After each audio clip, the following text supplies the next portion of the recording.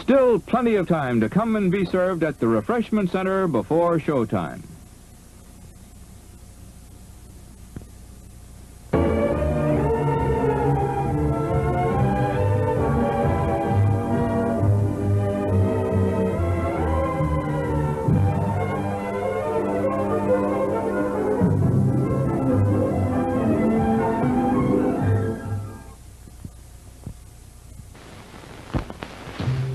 Hungry?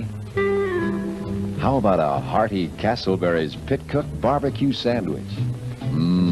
Castleberry's has the smoky, savory goodness you get only with the finest lean chunks of meat, slow-cooked over a real barbecue pit to seal in the succulent juices, and braised with a zesty barbecue sauce. No wonder Castleberry's pit-cooked barbecue sandwiches have such a luscious flavor. Great with soft drinks, French fries, and other fine snacks. Visit our snack bar now and ask for Castleberry's pit-cooked barbecue sandwiches.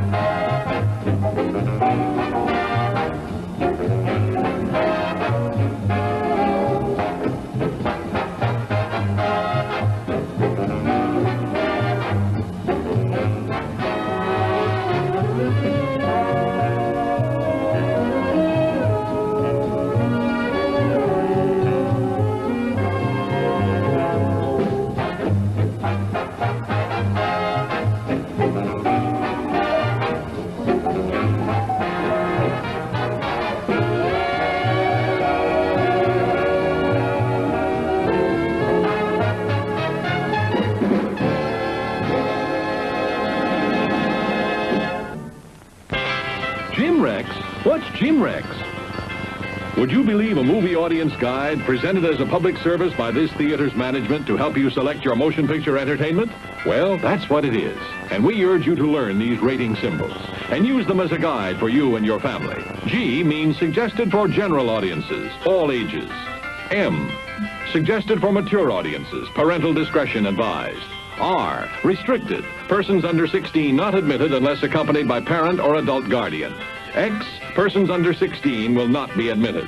This seal in advertising indicates that the film was approved under the Motion Picture Code of Self-Regulation.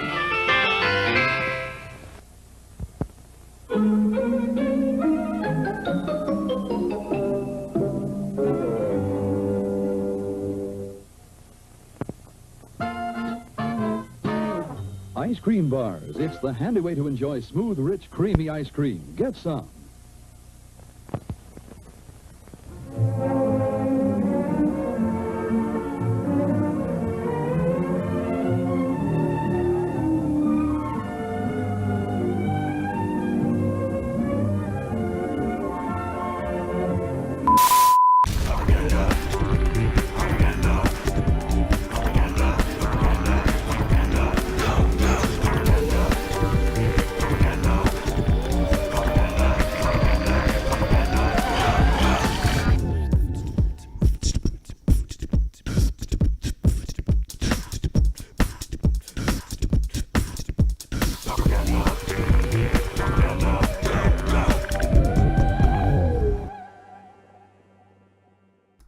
Hello everybody, let me get things set up here. Let me know if you hear and see me just fine. Let me double check here. I think it looks all right here. How am I sounding? Looking good? Well, let's skip that part. Sounding good? We have Esper Speed today. Just the name I called it just because I really like stormy days and it's the middle of summer and I'm tired of it, so I wanted to do something storm related. Can't really build around storm anymore, so I went with Storm Blade. Alright, we're all good, so we learned our lesson from a few times ago. We're going to jump right in. I've already got it preset, just in case our opponent takes a while to show up. And I'll do a little bit of explaining in the meantime. Little fights here to hold our hand, my hand mostly, thank goodness. We've got 19 lands. We've got a lot of and, not or, as I discussed with the RG Tempo deck. We need both sources. We're not too concerned with filling up our graveyard. This deck's primarily concerned with evasion. It uses Night Sky Mimic, Esper Stormblade. You'll notice there's a lot of white in here, and there's no white mana. I find a lot of people tend to go that route. They don't really need to. Just because it says white or black, they build with white and black. This is a neat way of dodging that. We have main deck tech that also serves to stop recursion loop combos. So the lack of lightning bolts for drakes, we're going the other route. We're going to nail them in the graveyard if it comes up, and when it doesn't, it's synergistic with triggering the Night Sky Mimic. Preordain's an MVP. Really fixes stuff mid game. We used to run 3 unearths. I'm running all 4 now. I just never dislike seeing the card. Just figures just an all-star removal. I've tried a lot of things, and as you can tell on our sideboard, when we go up against Affinity or other things, we have quite a bit of other stuff. And we got 2 Stinkweeds in here just because in those matchups where we are blocking the air, we tend to want to be able to destroy lands too. And so these kind of feed each other. And plus, Stinkweed's just a nasty card, and it can throw Ona's Grace in the graveyard in games that go long, and you're able to just block everything. It's seriously one of my favorite cards. And one of the ones in episode 3 we're going to be discussing is like, why isn't this in your brew as far as getting a really good deck tech going there? Let's see. It's so nice having Littlefoot on board. I don't have to continually read stuff. Boy, these opponents, my goodness. I could have started before. Aha, here we go. And we're off to the races. I'll discuss a little bit more about the deck later. Get me some coffee. I didn't even see how I look in the frame. Am I even centered? Alright, that's alright. Here we go, folks. I'm going to kill this for optimum viewing pleasure. And we're off.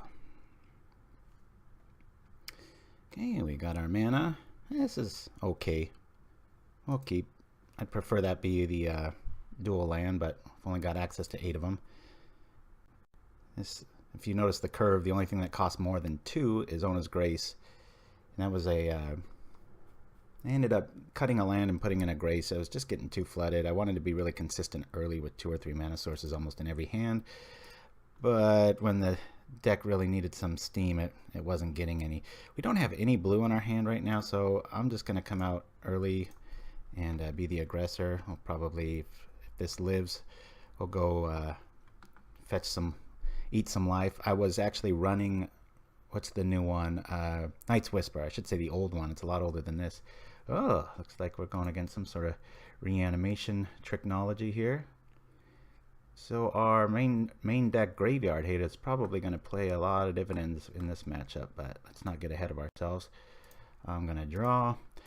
But what I was saying about that, I ended up just preferring the Sign in Blood for that flexibility of being able to kill your opponent. And also, almost every card except 1 of our mana can pull off the, what do you call, black mana. So. And we're definitely going to be seeing Olmog's Crusher, so we're got to make a little note to bring in, Doom Blades and all that stuff to ruin his day. I would, depending, these decks are, I'm sure all of you have a version of this built. They can be pretty sketchy. So we're gonna grab our Solitary Island here, drop our Mimic. And next turn, this will be a lot of fun because this triggers this, and something will probably die in the meantime. We'll be able to just bring it back. Gain a little bit of life here. Pay for our, what's he going to kill? Certainly. Well, I like seeing that card. He's lightning axing little hag creatures, so this is a good sign. These builds can be pretty clunky. Like I said, they can come out and just be like, oh my gosh, best thing ever. And it's kind of weird that he chose to kill something, because if he does exhume, I have an option here. So that's a strange play. And I mean, why not kill this? Hey, maybe he's watching the feed, that's why. Dun, dun, dun. Yeah, it can be a great deck when it works. So we'll pull this off. So one thing I don't like about the new Magic is, or the new interface the last, I don't know, 10 updates ago, is just how, it's just kind of ridiculous how, the word I'm looking for here, the paying for your mana. It's like, I only paid the thing that's out there. It's like, come on, how does that not work out? But maybe opting to cycle at the end of the turn here as opposed to bringing back a nip. We'll see what he's got. because I was thinking of that too. Sure. What's coming out? The Crusher. Does it have haste? Is he running any Dragon's Breath? He is. Good for him. Yeah, this will not be nice. What to lose, what to lose. Let's cycle this. I don't have anything main deck that's... we're probably going to die to the Crusher here unless I can really get obscene in the air. We've got a swamp in our hand, so we're actually not really hurting if we take out both of those. Go for it, sir. Good job. This little guy might end up keeping us alive. If I draw the enchantment that gives us 4 life, that would gain us some nice tempo there. Well, there's another beast. Let's see.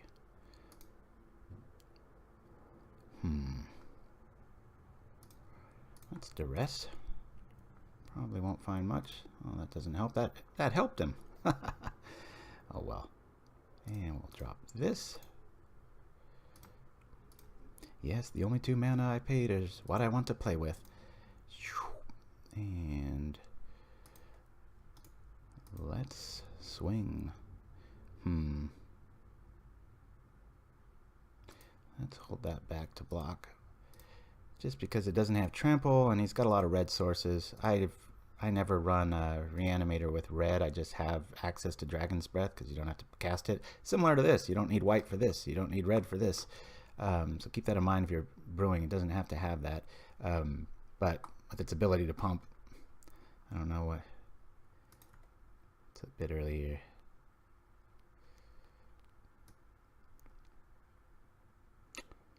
Okay, we're gonna lose this. Oh boy.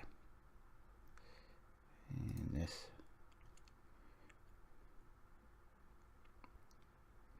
What do we got? What do we got? What's he doing here? Oh, that's fine. I haven't blocked yet, mister. I will block. Let me see. Yeah, if I block here, I gain a life. At 12. Much better than dying to some lightning bolt. Well, that's no good. Oh, this is...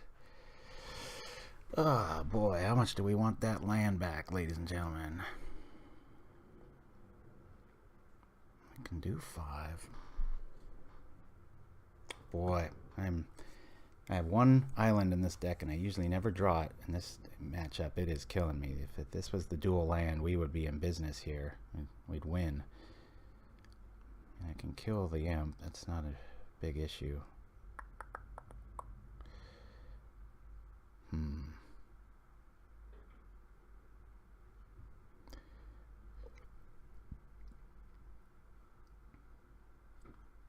Oh boy, should have sacked that island. I don't know what I was thinking. Maybe trying to preordain, just having flexible access to it, but not helping us here. Well, let's see. He can make that a... sorry, I'm taking a while on this, guys. 9, 10, 11. One more is 12. That's a little too close to call.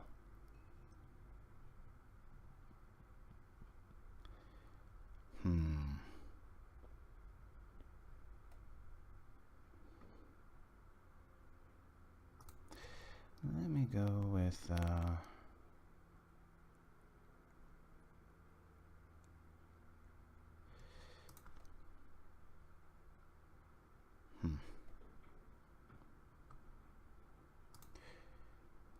yeah, I'm just gonna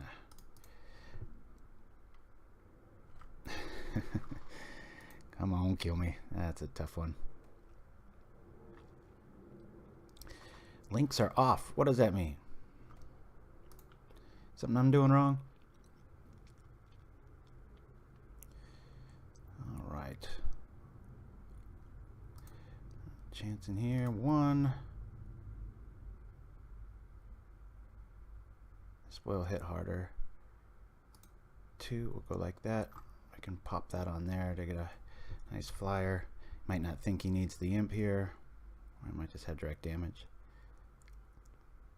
Don't kill it. Oh no, terrible. Okay, we're gonna lose this one. That was fun and close, right? Okay. Oh, we've already got the graveyard taken care of. Down one game. But that's where these boys come in. Maybe I'll bring in my own stinkweeds, huh? That just figures nothing in this build. I'm not even going to play Duresses because I think it's going to end up helping him. Should I bring in my stinkweeds? We've got... maybe 1 and 1. Let's try this.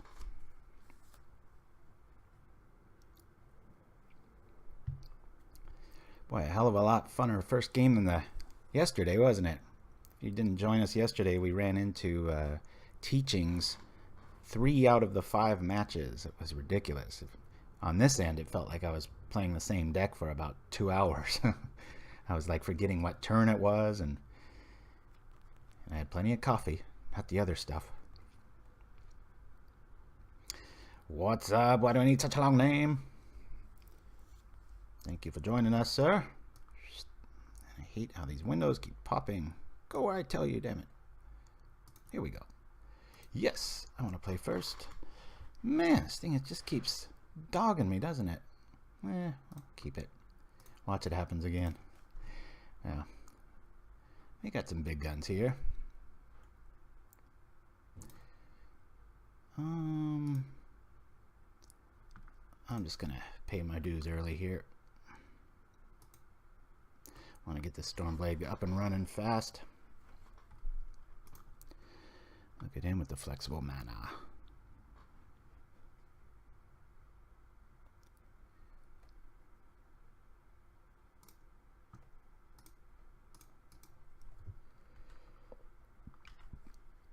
We're off to the races. Good to see a preordained show up. What do we got? More damage, more damage. Good times. Yeah, we're looking good. I'm not going to play it too safe with Beck and Apparition. I'll say bottom, I'll say top. We'll go like this. We'll go like this. It's funny on paper, you know, this looks like, man, this would be chump change to Electricity, but it really isn't. If everything works right, it tends to pretty much bypass the spell. I think we got this one, guys. Got quite a bit of hatred sitting around. Oh, boy. Look what I just said. You jackass. We'll go like this. We'll go like this. And turn it all on again. Boy, that should win the Foot and Mouth Award. I was sitting there going, it's protected. Whoops! Kick the feet out of that argument real quick. Tormenting voice. You insolent. I think I might want to kill that. There we go. There's one of our 8 duels that we should be seeing a lot more often than that, darn it. I'm gonna keep this for this. I'll probably just sack. I really like being able to keep this open now. And we're gonna wait for Exhume to be on the stack as opposed to doing something cutesy here. Make him think he's got a shot. Who knows? He might be watching the stream. I gotta be careful about that. Getting too consistent with these casts. Next week, we're probably just going to do Friday or Saturday, so chime in on which one works best for you, and we'll go from there. So, his Electricity worked perfectly, and my tech just worked perfectly, so we're kind of even. Looks like I'm going to win the better end of this deal. Doink! I like the way that worked.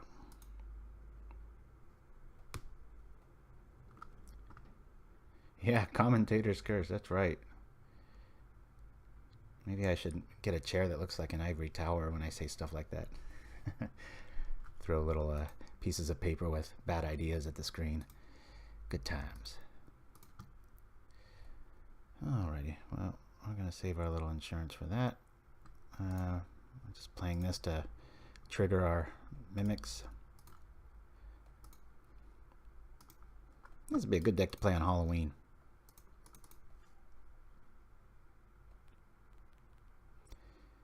Yep. Yeah, I'm happy we got everybody here. It's just I wish we were getting some new blood. No offense to those present. Got to spread the word, and not for us. I'm not making any money on this. Just want to make some noise so that you know, the people at Wizards notice. I don't know if I mentioned this yesterday, but the what was the Eternal Masters review that I did? Ouch! There's all she wrote. Well, we got plenty of food for. Remember what I said about electricity? Yeah, I was wrong. That's really strong against us. I've only played this deck a handful of times, so ouch! Well, he's bringing it. Maybe we'll go down a game. Come on, Unearth.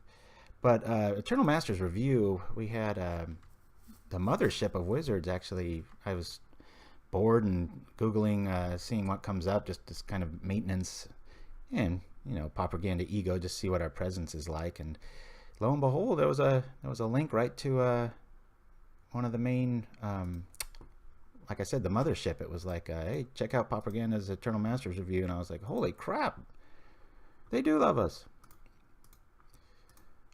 I'm not going to wait for a duress or an electricity. So that's pretty good. We're kind of stuck in the water until we get up to Edict Math. I'm not feeling so good now. I thought we had this one slammed. We were off to game 3, but I might be able to pull this off. He's got quite a bit of digging, and I'm dead here. Okay, this might be our way in though. I'm going to choose the Stormblade in this case. Oh, hey, look at that. Oh, look what he did. Huh. I think he forgot about the, you know who being out of the graveyard. And there's a lot of red spells in this deck, but gotta caution you against diluting your strategy. That can really weigh you down sometimes. I'm not sure. You know, when we were playing game 2 just then, I didn't want to see Imp come up. However, it would be a good blocker. Then you got to sacrifice. Going to be down on mana because if the Crusher is swinging.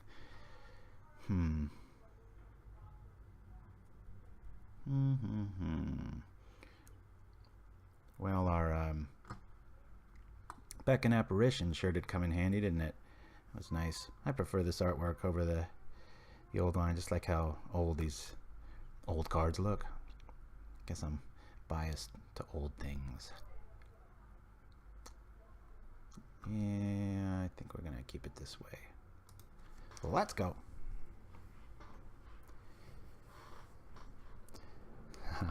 Love the worm sign-offs. So tickled. Everybody knows what we're talking about, and it's cool. Oh man, I'm in my son's room now for a better broadcast quality, and see a picture of myself with hair. That was a while ago. Okay, we definitely can handle it if it comes out. Not the best hand, but we got the flexibility in mana, which is what I really like. Since we don't see any blue, I think I'll start gaining life as soon as I can here.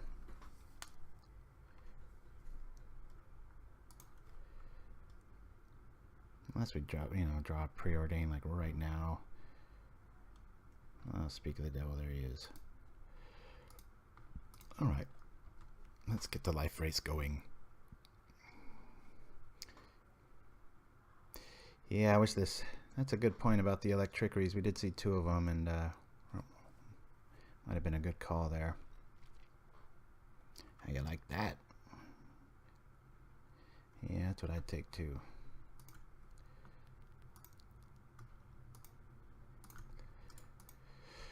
Well, we don't see a dragon's breath, so not feeling too threatened at the moment. We don't want to see a creature, which we just did. Alrighty. I don't really want to kill that. If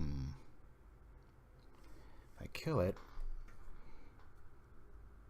That might throw his electriceries off to the races too. It's not worth 1 life. I'll be alright. This is a nervous one. This can go either way. I really like these matchups. I mean, I am playing blue, but where counter magic isn't in the cards. I used to run up to 2 dispels sometimes, and that was well, he wants that to die, doesn't he? Every time I drew him, I'm too much of an aggro player. Never wanted to see that. Alrighty, mister. We'll do our thing, you do your thing. And it's a stinky battlefield.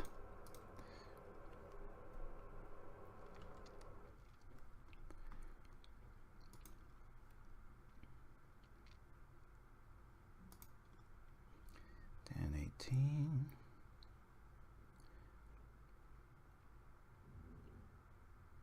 Okay, it's just gonna come back. He should know that, or she. Never know.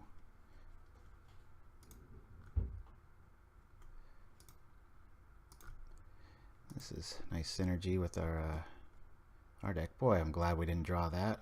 Look at this. We got land, land, land. Good times. Cool. Well, here he comes again. Let's kill it again so that I can bring up some quality here. Not quite sure what we're going to do here, folks. I got to kill that thing, but hopefully he just draws dead and I can feel really good once we draw, you know what, our Beckon Apparition. So we can get out of this. Well, that's nice. I think we'll power this up now. He's probably got an electricery, but we're sitting on some unearths. We'll be alright. I don't want to do it this turn. I'll do it next turn. We'll kill it and damn the consequences. I mean, if he has Exhume, he would have played it. I mean, nobody's going to be that patient waiting for Dragon's Breath to trigger. Man, it's feeling really good. Time to pull the trigger. And we'll see what we can see. The Crusher does come up. I've got Doomblade. Hopefully, here comes Electricery. Wacko. Bammo. Zappo. Yeah, that card's not that good against us. Don't ever listen to me. I played the deck more than a handful of times. That might help. Yeah, that's a good idea, Tolpan. Thank you. I would love a Twitter presence. Just not enough time in the day, as I've often complained. Feel free to do it for us. We'd really appreciate it. Actually, I think it means more coming from fans. Do so much self-pimping with this show, or trying to get the word out. And all right, what are we gonna grab? Oh, we'll grab this.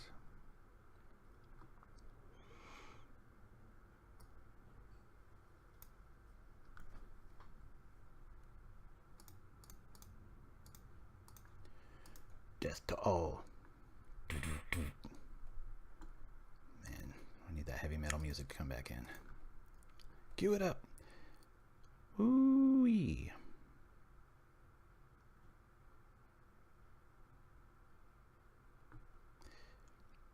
Yeah, Hods, I know what you mean about that. That's like I was going on that tangent yesterday where it's like I used to post magic stuff before I made the Luxikoff web or Facebook presence.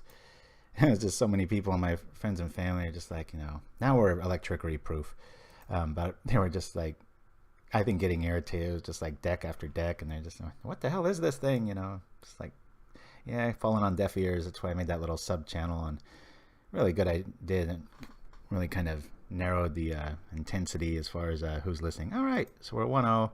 That was a lot closer than I thought it was going to be. A few times I thought we had it, but we learned a valuable lesson. Like, trickery is really good against us. I think everybody in the room except me knew that. So, there's some hallmarks we're going to be covering in episode 3. They have to just do with, I'm not going to let the cat out of the bag, but it borders on like what your deck should be after, and we'll give you a bit of a scorecard in that one. And this one really does a nice job of it. We've got really good evasion built in. We've got ways to deal with the graveyard and use the graveyard. We've got draw, and we've got ways to deal with mass removal. There's a lot of little gems in this. Tick tick tock. Here we go.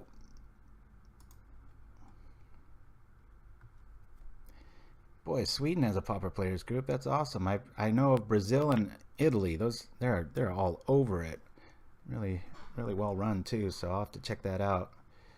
Yes, I would like to play first. Yes, I would like to try to win first. And yes, I will keep this hand. What's next? In the future, there'll be so many versions of cards. It'll be like, would you like to see different artwork? I'm big on that. I'm going to drop Backwater first. I really like running 2 duresses. A very popular number in Pauper. It's funny how Modern runs 4, or, you know, things like Thoughtseize, and they have so many other variants like that. But yeah, here it's, well, I better get this out quick. I have no idea how this is gonna days.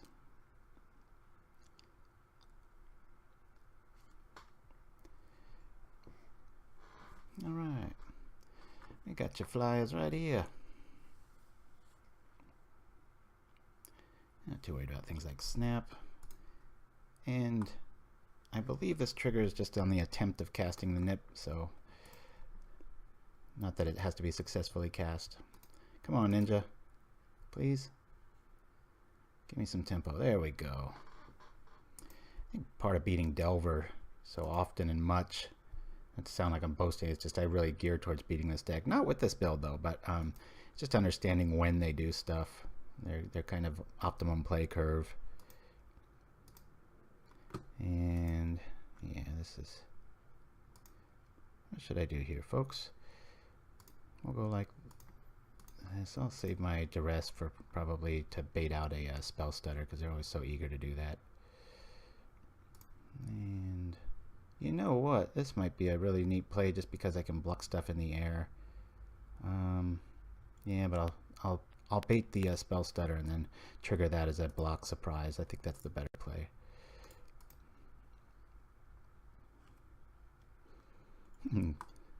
Pretty, yeah, this is kind of a Halloween deck. No wonder I was drawn to it.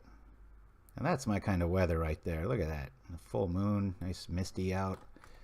Good times.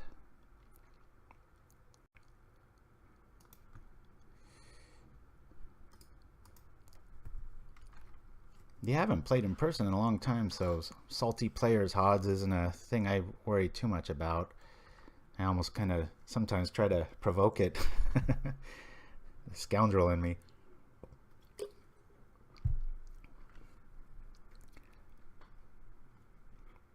Yeah, One Land Spy. Oh, David Schaefer tried like crazy. I think his template's still kind of widely regarded as kind of the way to build it. That's I'm good at aggro and aggro combo and building decks, but boy, I just really lack the patience and the to play deep. I like to refer to that as almost like a deep combo deck. They're just they seem to work great against me. Let me see here. We'll pop this. Now we'll drop duress.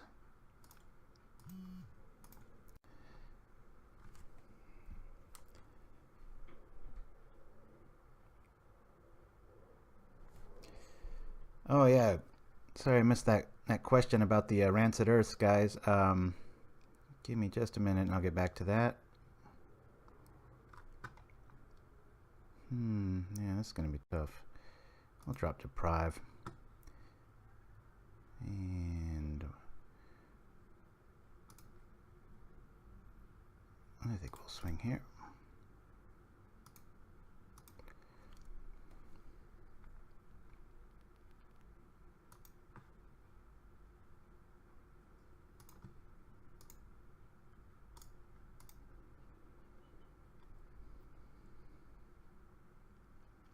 But the Rancid Earths are in there for Tron and any sort of Esper builds where they're trying to abuse mana, and it would come in against Drake, but it's also there to combat elves and tokens if we run into it. There's a lot of it's a real big catch-all. We covered that in episode 2 with our sideboards explored. Whenever I have to go land destruction, even though it doesn't seem synergistic with this deck, I mean, it is up to you when you pull the trigger on Rancid Earth, but I always go to that one. I mean, it hits any land and it has a nice side, I guess you could call it a drawback. I think of it as a throw forward. It's just it's like playing with 19 cards in your sideboard. The Fairy Macabre isn't needed, I've found, in this deck. Of course, I've only played Drake twice because we have 4 of these main deck, and so whenever a recursion loop does come up, we're all right. Plus, in that stage, we want to bring in Doom Blades anyway, and act as our expensive lightning bolt, and then in combination with this and gaining life, it's been enough. I'm not gonna lie and say, I've played this deck like crazy. This is just, nice cute little outing. I was planning. I'm gonna try to get up to what math here.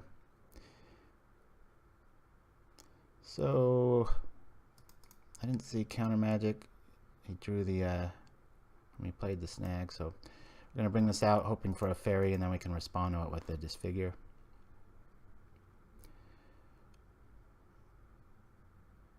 Well, all right. And I'm just gonna get rid of stuff. I know Spire's coming down, and I might be able to kill it with that. But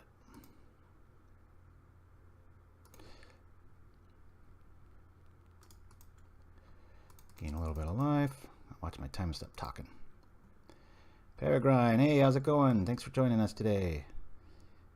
And we're asking around what day's working best for people. Would you like Friday or Saturday? And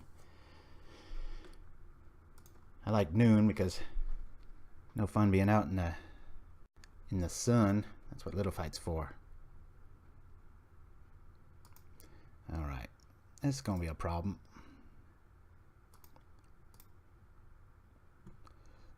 Not for long.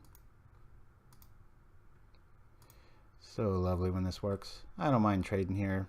2 golems is game over if he plays right. This way, I gain enough life to not really make it matter, and if he double blocks, which he probably will. Certainly. Boy, how good would that disfigure look now, right, guys? 4, 5, 2 more mana away from the edict. Ugh, God, these things just keep coming. There it is. 1-0, we beat cool red-black reanimator deck in a very close round 1. And here we go with this one. Yeah, bye-bye, Delver. Not letting you flip. Come get you some. Odd says either time works at the time zone, as long as it's not work days.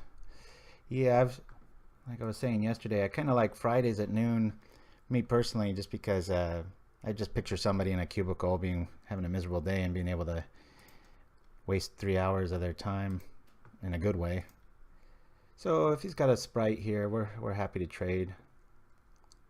I don't think we're going to win this first one unless we start drawing good. I do have 1 Ona's Grace main.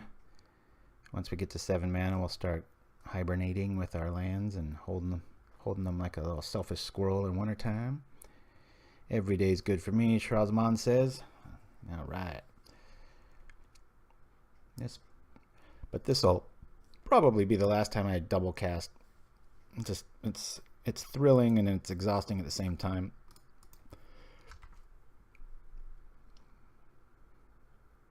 Playing's one thing, but I'm gonna force myself to take a break either after this game, just 2 minutes, and I've got a funny commercial to show you all, so stick around for that.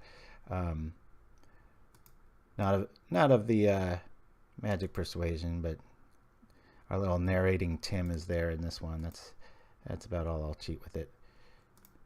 And we're gonna go for it here. Not gonna sit around and hold it. Put them on Vapor Snag Island. 3, 6, 1 more, and we've got Edict. Yippee! Yeah. It kind of sucks if he does have a sprite there and blocks that. Turns off my Storm. Now we got a race, folks. So this will at least nullify his Fire Blast a turn. Glad we gained that 4 life, otherwise this would be a lot closer. Here comes the tempo.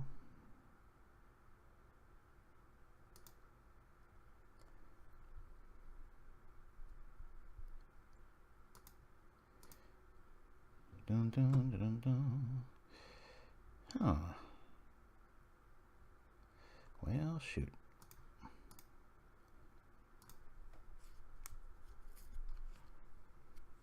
You got a sprite? Okay. I mean, way better he spends it on that than unless he's got another one and he's getting ready for the Edict next turn. I do want to kill that pretty quick just because I don't want the Edict to nab that. I got quite a bit of removal on the deck. Should be alright. Really like the Vapor Snag tech that a lot of these decks are doing. I don't like it as a player, but as a deck builder, I do like it.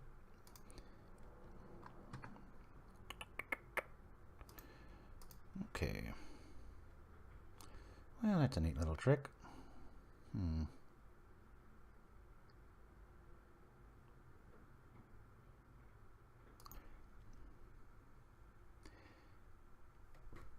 I'll save. Yeah, usually the advantage of this deck with the evasion of flying isn't coming into play here for very obvious reasons. Sideboarding against this is going to be interesting. Stinkweeds are definitely going to come in, as are Doomblades. Probably take out the Edicts. It's just taking way too long. Hopefully you guys like this deck. I mean, it's definitely a different take. I call it Esper Speed because it has some draws that feel like a blue-black burn deck or something. It's, I think, similar to this one deck I used to play, Little Fight, where we would have he called it a green fire. I think that was green 1 actually, but he was playing burn against me and I was actually able to get to it a little bit. This is the bane, isn't it? To do the combat trick, I've got to do that. We're gonna wait. We're gonna wait, try to kill a golem. We'll disfigure it first and then we'll block so that if it gets countered, we've got nice insurance. And I think it might be a good play to double. See, I don't like that play at all. He dropped a land. I mean, what does 8 islands get you? Keep it in your hand, control players. Make me sweat a little bit. No, it's like a 1-for-1 spell here. So this confidence swing probably means he's got something. What I'm gonna really try to do here is use my Beckon Apparition and really go overboard on the block because I got to make this count. I don't want Vapor Snag to ruin our day. I guess it really doesn't matter what I take here.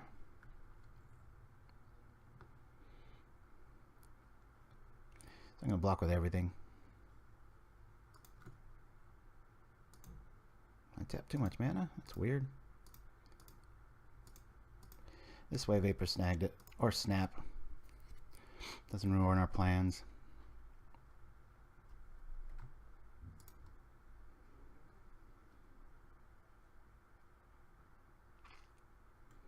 Hopefully that made some sense. And there we have it now. Let's... You know what I'm going to do? I'm going to swing like this, because if he 2-for-1s, I can 2-for-1 block him here. He doesn't know that I drew a land. This is a good exchange. Double block, double block, double block. There we go. Aha! Somebody drank their coffee.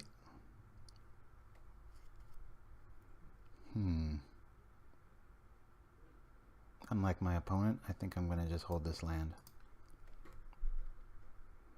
You could argue, you know, play it now. He's just going to draw into counterspells eventually, but I might draw into more removal too. Well, somebody got a ninja, didn't they? Not going to get a free one out of me. I have to.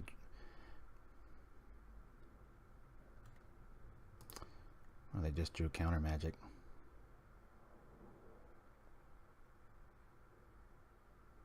So a hard counter here. I'm wondering what we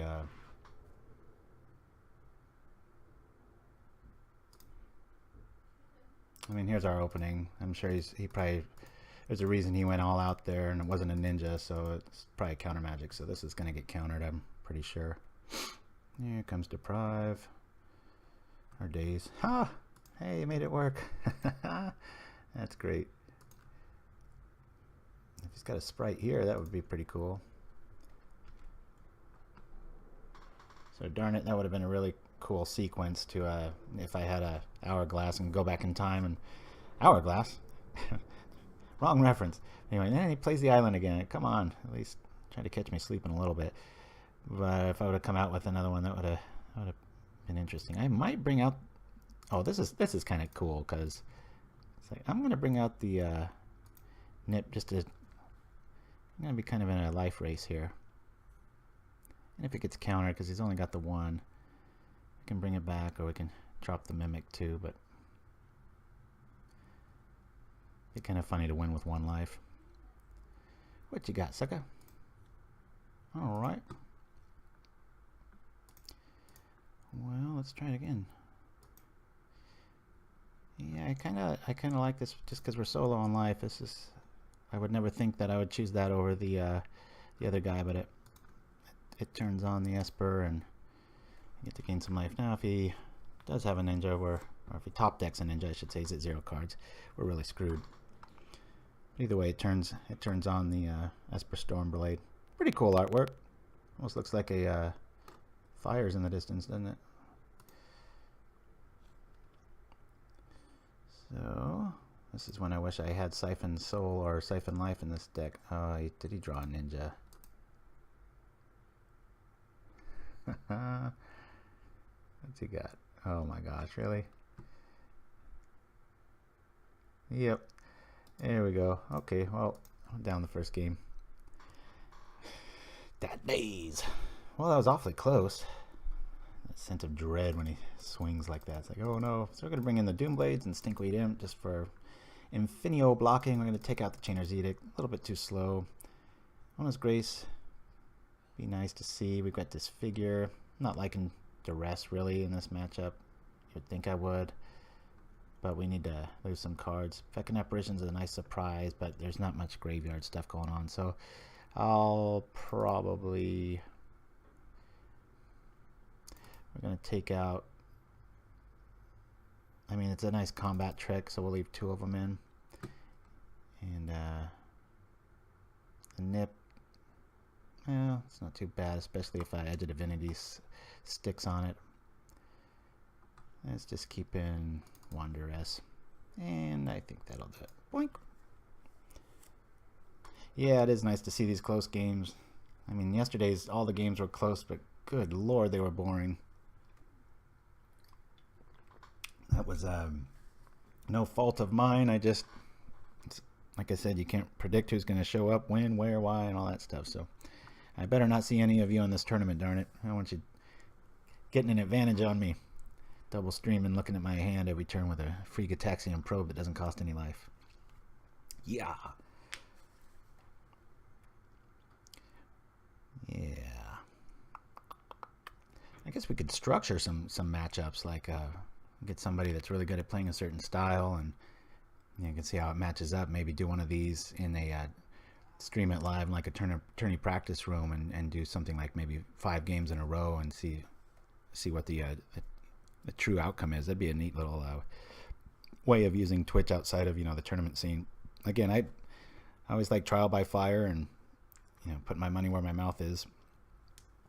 A lot of articles and designers out there trying to fill digital space, throw stuff up there, and hope for the best. It's like, nah, put it in a tourney.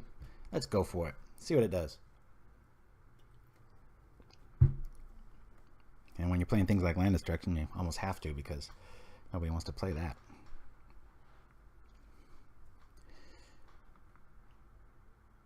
Oh yeah, Hodds, I'll show you the list. Of course, he's ready right now.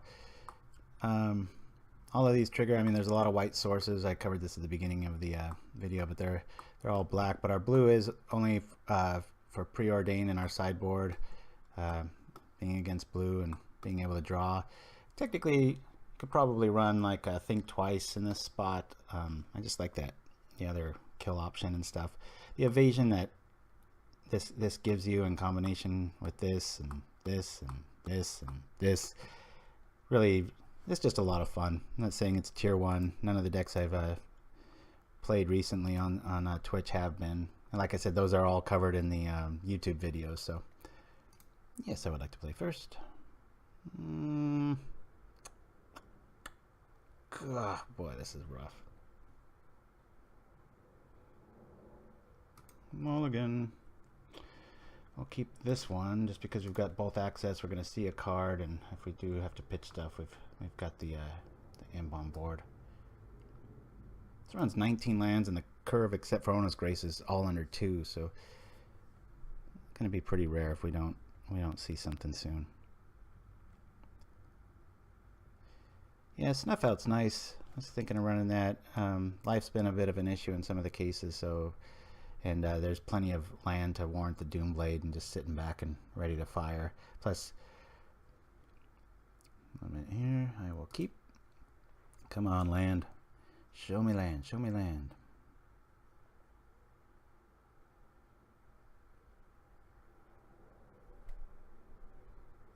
Good times. Top. I gotta remember he's playing days. We're down a minute. I'm not used to being down on time. Liking this hand. I could argue we should get rid of the maybe could get rid of the Edge of Divinity because he's running Vapor Snags, and blue's kind of nasty at that kind of stuff, but we'll see where it goes.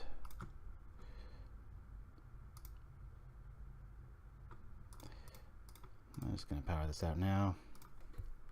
I actually like Day's early plays right now because it gets them so behind.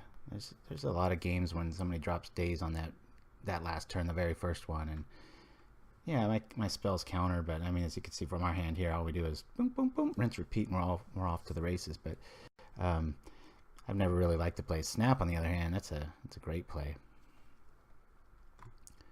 So if we draw land, this is going to be really even better. There's that tempo turn I was talking about. So we hope we draw land here.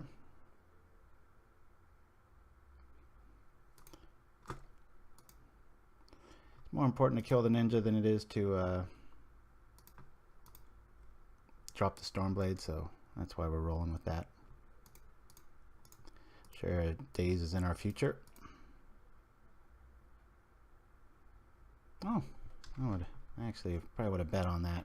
That's not so bad. So we got our guy out. I really want him to tap out so I can at least swing once with that. I'm gonna put this on here just because. How's that for a reason? Just kind of want to see what he has in his hand. If he messes with it, I just recast it, and we lose. We lose tempo, but big deal.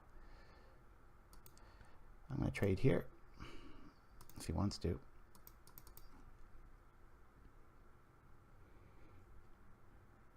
He's getting pretty skinny on cards there. We're really after dropping the imp here pretty soon.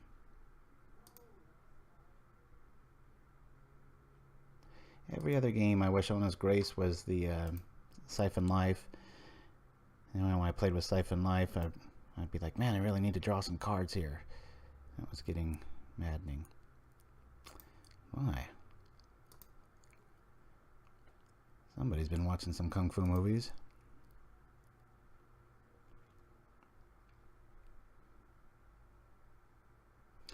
2 islands up, the universal sign.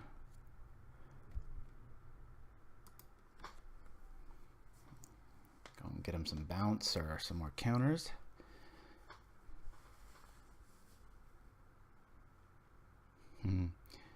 One of the few times I am playing a deck that isn't just completely hell-bent on beating Delver. That's one of the doors Drake has opened up. Every once in a while I'll have close calls against it, and I'm like, ah, darn it, you know. Kill the ninja, kill the Delver, kill the ninja, kill the Delver. Or did he just put days on top?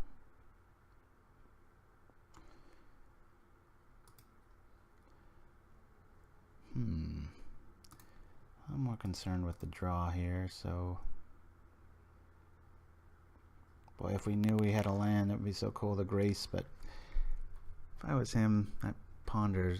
It's pretty good likelihood that he's dropped a days there. Let's slow roll this a little bit. I can't let him get that kind of advantage.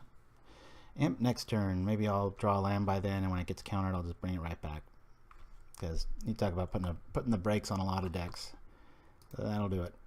And it's neat too. I like the psychology behind it. Gosh, okay. You know, return it, counter it. It's like, it's just coming back next turn, dude.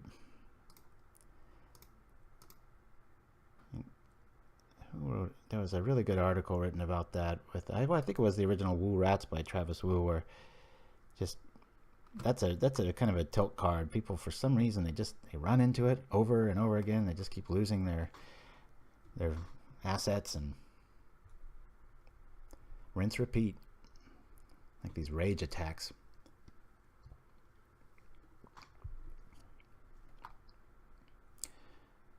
You know, I'm gonna cycle this. Okay.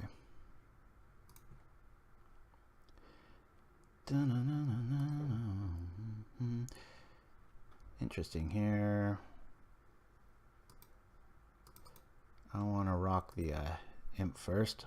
Try to draw a hard counter.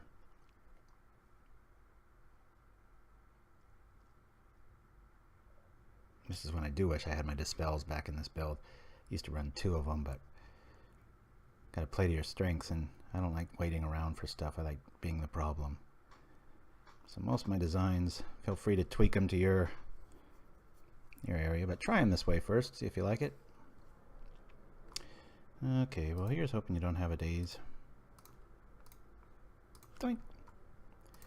This turns it on, does all the good stuff. No vapor snag or daze. Wow, doesn't have a snag. Cool. We'll race this all day.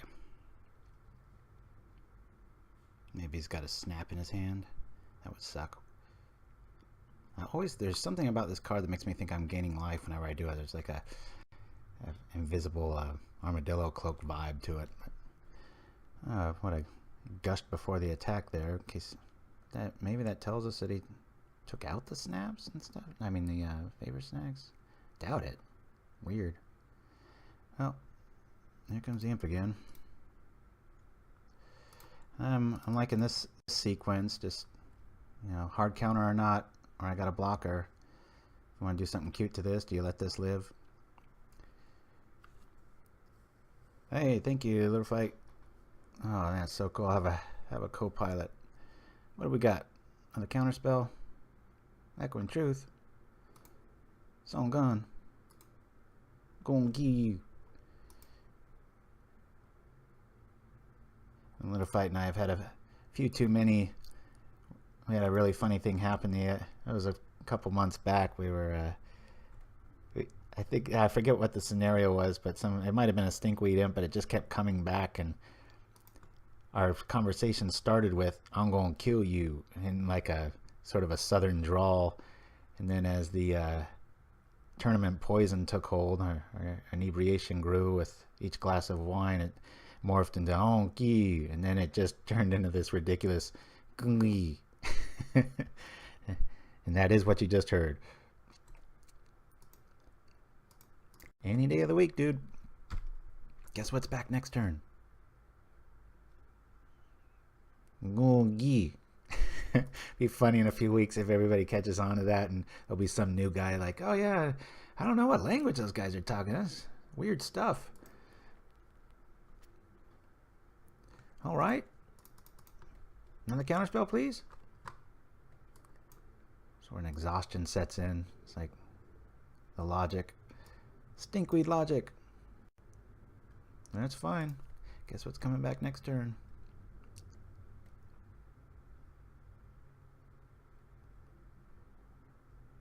Yes, Borrow Gal. Yeah, it can be played. Yep, it's a 4/4. My very first version of this, I ran, I think, 3 of those. And it's similar to like Gurmag Angler logic. Everything blocks it.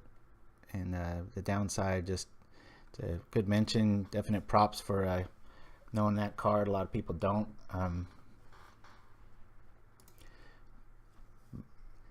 But it's why in a lot of the decks that I run with access to the graveyard and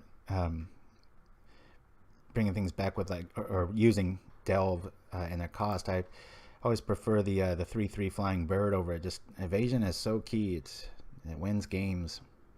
I mean, every single creature can block a 5/5 or with nothing on it. All right, let's talk D. More of this. I hope he's got a daze. That would just be awesome.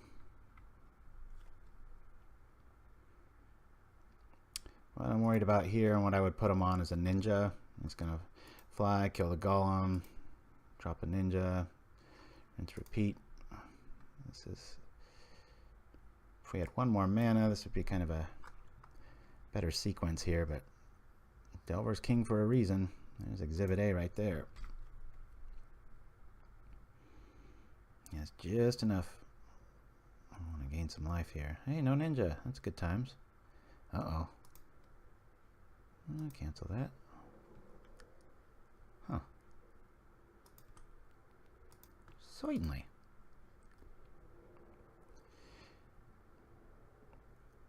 Yeah. Evasion is very key. Isn't that funny?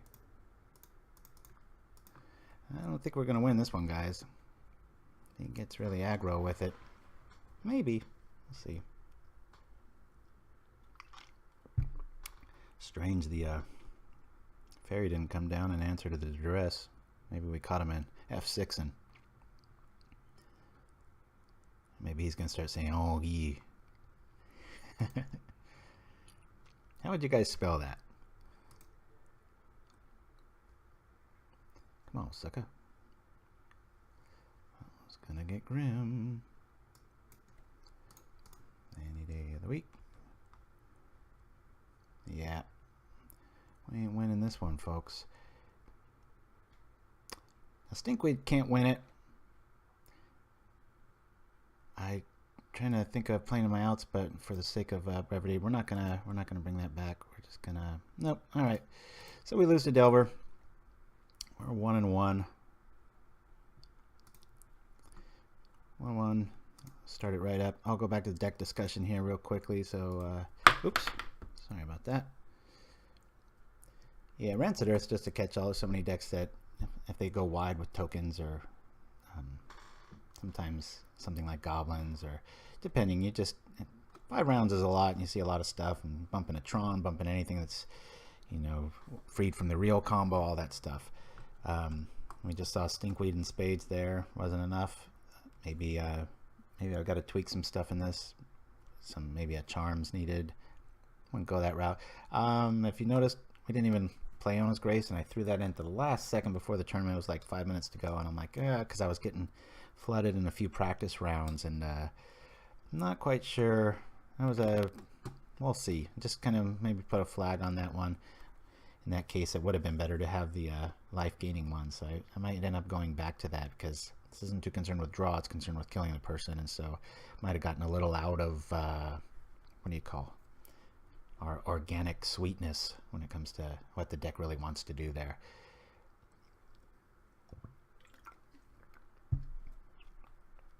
So yeah, the deck, we're running all 4 of our duels, because I mentioned this last week, we need and mana, AND, not or. for a lot of these first turn plays. We just want to accelerate. And I mentioned this in the beginning, but if you're just joining us, this you know, you see a lot of white in this deck. It does not, you know, when you see a black white, that is an or. You don't have to. So many times when you see this deck played, it's white and black, and then they drop this and it's white and black, and they drop this and it's white and black. And it's like, it doesn't have to be. It can just be black. Black gets life gain. Black gets flying. How many good flying black cards are there? Well, got two of the best ones right here, and you could argue this is worth it for the combat trick.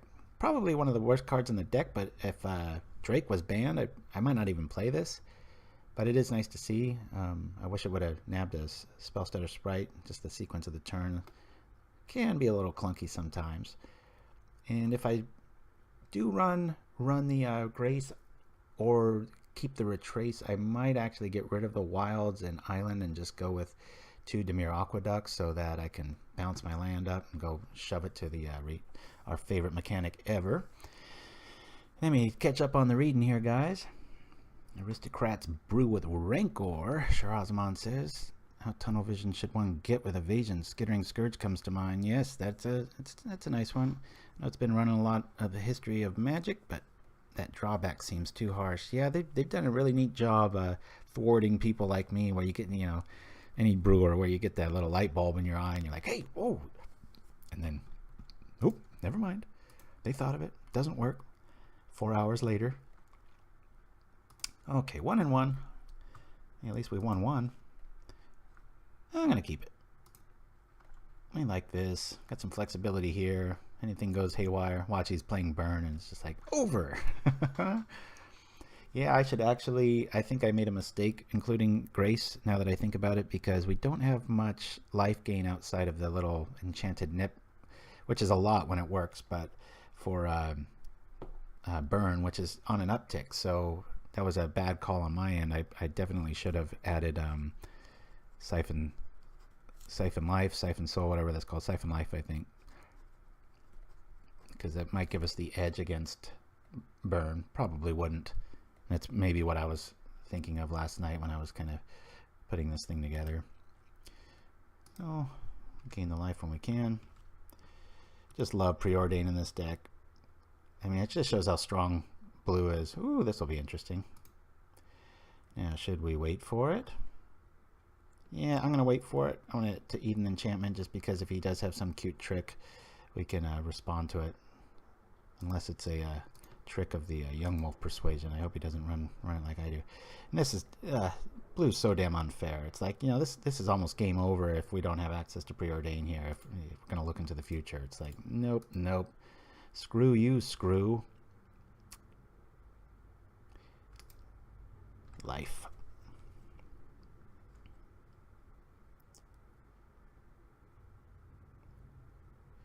Oh, Hods, yeah, that's a pretty interesting deck. The I call it Bastard Black.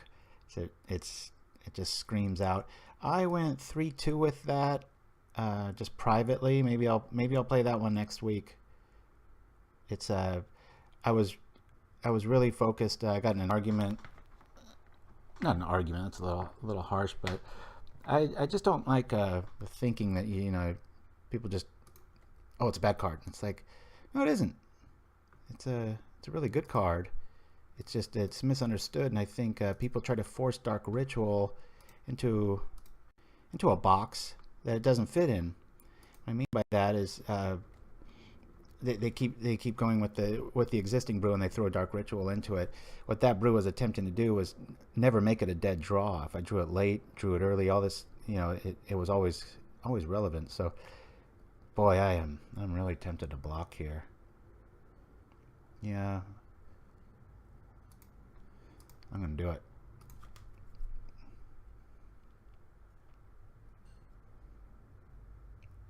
I got ways to bring it back. I got no way to really accentuate that. Might have been there, might not have been. But now, oh, watch. What a mean thing. It's like, you're not playing well, Deluxikov. We'll show you. We are the mana gods, and you just did a bad move. But if you had done the other one, then we would have given you something else. So hopefully that's his last critter, and that's why he was acting a little arrogant, should we say? And I think Beckon Apparition here is a nice way to run into a Silhana that he thinks might be clear, you know what I mean? Feel this guy's pain, so we're going to keep that back. Hey, maybe I get along with these mana gods. Yeah, loose attack, and the reason the aggro player in me wanted to just keep swinging, but the reason I didn't want to do that is I've played Hexproof so long, I can just, I know when it's working with that deck, and sometimes you get flooded and you care less if you're facing black, and that attack just really signaled like he's got maybe a Boggle and the Silhana in his hand, and so, and I've only got 2 edicts, so I'll take it where I can get it. Playing a little bit better here. Turn this on. Yep, well said, little fight. And well, that's best case scenario. He drops a forest and then he spends the whole turn. He might get 3 life back with like an Armadillo Cloak.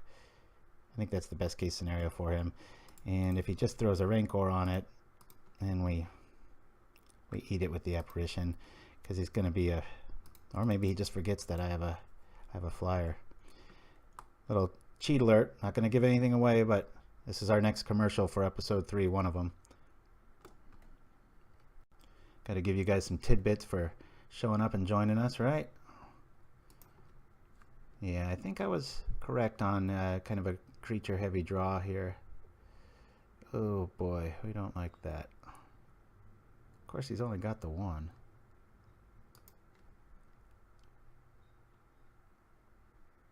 I'm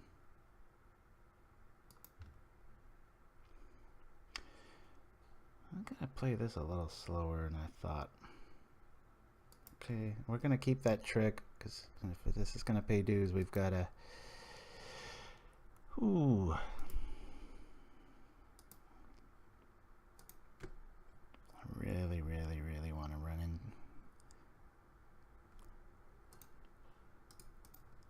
in. Yee. Come on, sucker. Bite. Come on, Silhana. Silhana, pretty mama. Anybody out there? Good little tunesmith? Good guitar player? Boy, I feel like I can see the future with this guy. It definitely felt like a very heavy creature build, and I think I nailed it. Uh-oh. It's going to be over pretty quick. You know, I thought we had this one in the bag. Oh well. Well, this will be interesting. Let's get him a little skittish. He's got trample, so do that. I'm gonna cycle here. I gotta start doing some stuff. I gotta focus a little bit. Okay.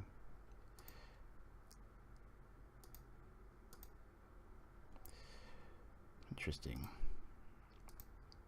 Oh, we're dead next turn, so we've got what do we need here?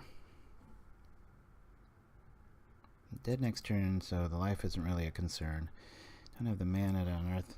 We pretty much have to do this.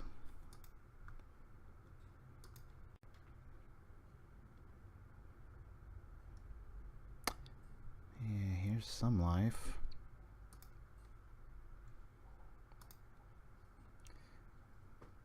We can turn on.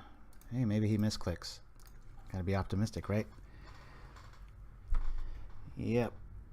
That wasn't in the cards. Maybe make him a little worried next turn. Maybe I'll just show you some of the hitting power. I mean, 7 in the air ain't bad, but not against Infect.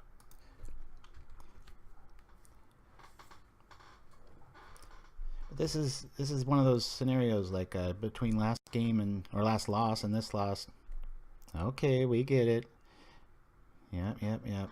I never understand those plays. It's got to be under about 20 years old. Just like get out the ruler, guys. Jeez. That's when you just love having that secret tech, and people like that with a Tog, you know, they go all out, blow up their entire board, and you're sitting, they didn't see the prismatic strands in your yard or some other trick or snuff out, and it's just like, son of a, it's like, I just love making people pay for stuff like that. So here's a, I apologize, I forget who said it, but they were asking why Rancid Earth. Well, Hexproof has some issues with their lands, and last I looked, every Hexproof creature that's playable in tournaments anyway has a 1 backside, so I think we're just going to get rid of Grace. Dress is going to shine here. I actually like the Beckon Apparition in this matchup just for that surprise block value and turning on everything. So I take it back about this being the weakest card in the deck. The synergy's worth it. So everything's organic. We don't have any dead cards against this matchup. And we're gonna go in here. And I'm not sure moving forward is this, if we do lose this matchup, it might make more sense for this deck to run Gerard's Verdict. We'll see. It's pretty rare that but we did flash it back a few times. 7's not too hard to get to.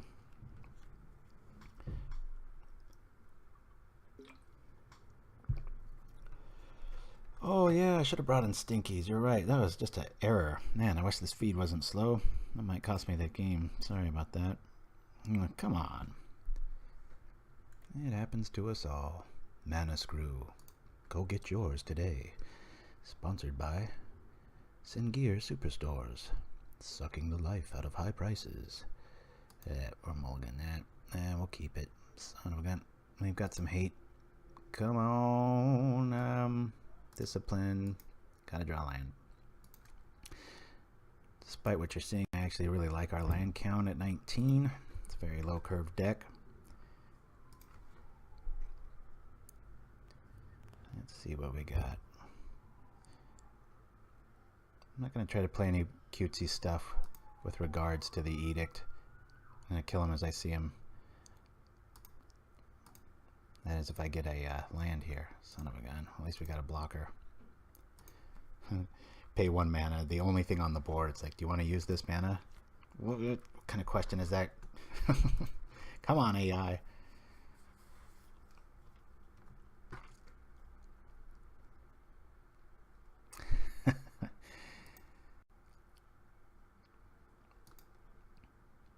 Not what we want to see. I think we're going to go down 1-2 here, guys. Especially if this crap keeps up. Lordy. Well, what's neat about this is the Young Wolf trick. If you don't know it, you're about to see it. He thinks it's going to come back. It ain't. I wish Young Wolf had first strike, though. So then I could kill both of his creatures. So this is going to be pretty sweet if this works out the way I think it is. Don't be a Young Wolf. Good. If he does attack into it, might not have enough time if he stays back. Oh shoot, I was hoping he's a little bit more aggressive. Oh well. It's getting grim, folks. Getting really grim.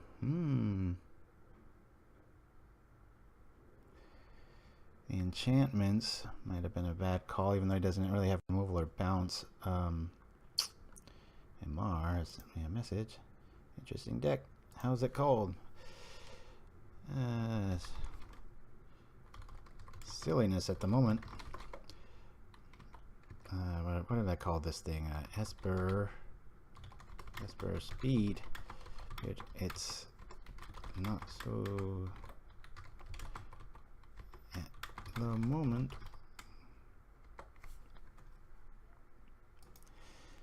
Alrighty.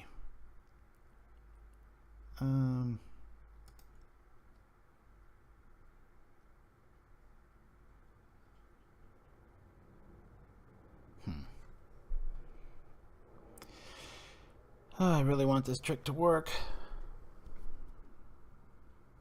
The only way it works is if I don't attack. So I'm just gonna F6 it, literally.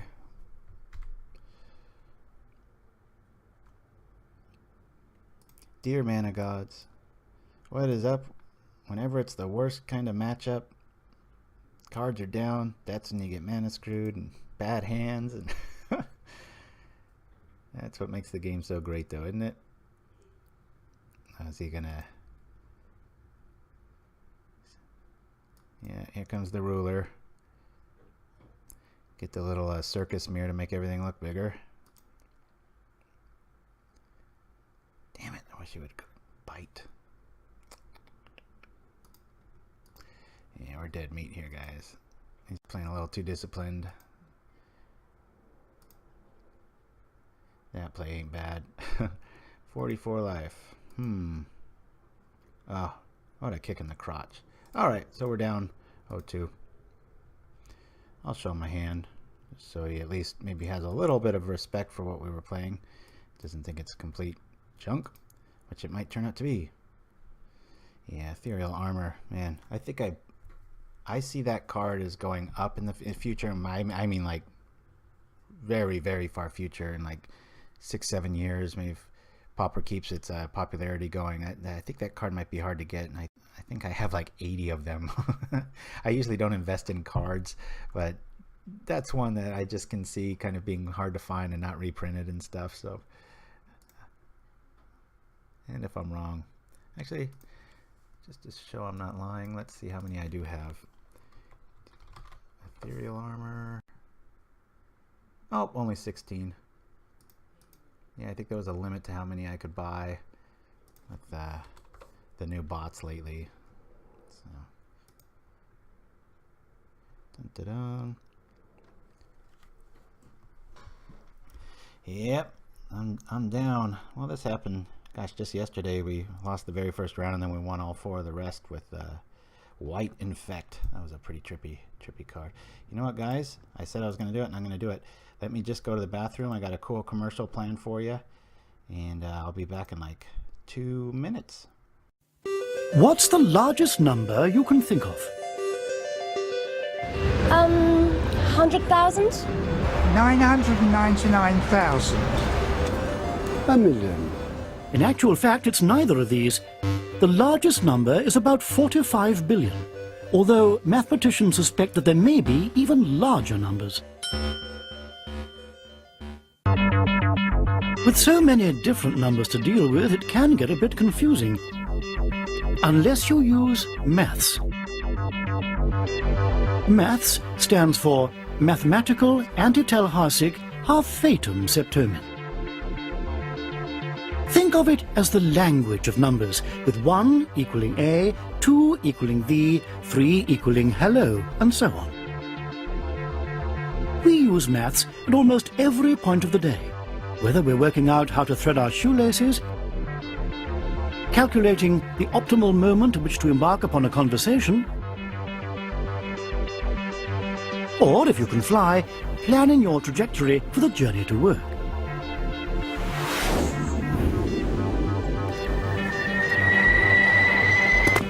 But some situations require a much more thorough application of maths. Let's look at some examples. Have your pen and paper ready. Problem 1. Jean is shorter than Brutus, but taller than Imhotep. Imhotep is taller than Jean, but shorter than Lord Scotland. Lord Scotland is twice the height of Jean and Brutus combined, but only a tenth of the height of Milsey. Milsey is at a constant height of x minus y.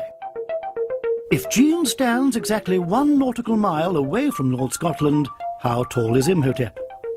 We'll reveal the answers to the problems at the end of the program.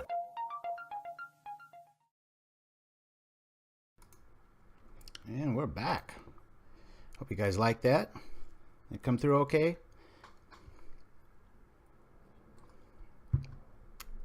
Dun, dun, dun. Nice to get my little bit of blood in the legs. Move a bit. Double check feed here. There I am.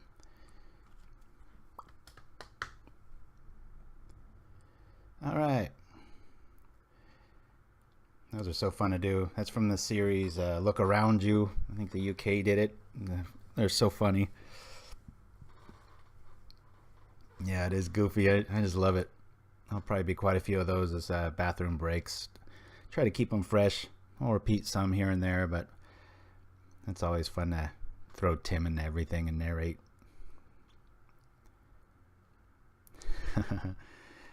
Yeah, I actually didn't do the math on that one, Tolpan.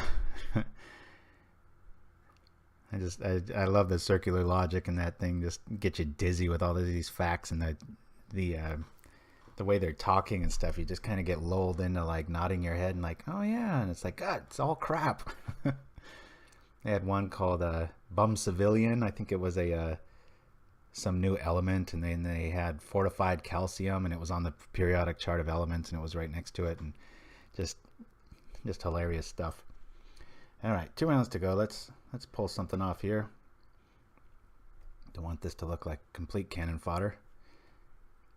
Yeah, you guys, between rounds on your end, or it's a really cool thing on Vimeo. I'd recommend Vimeo. For some reason, seems to have the best feeds of Look Around You.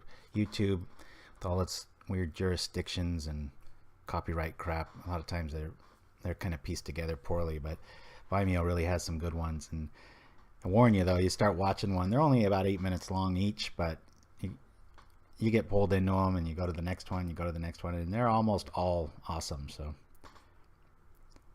yeah, I don't know what it is, I just like old stuff. Not that I was around with a lot like that, the drive-in movie thing, or the intermission and stuff. I just like that older the better, ancient looking stuff. I guess I'm kind of ancient when it comes to the Pauper scene. It's pretty rare that I run into anybody that's played it longer. Yes, welcome aboard. It is Tassanera. Cool. Dan South 73.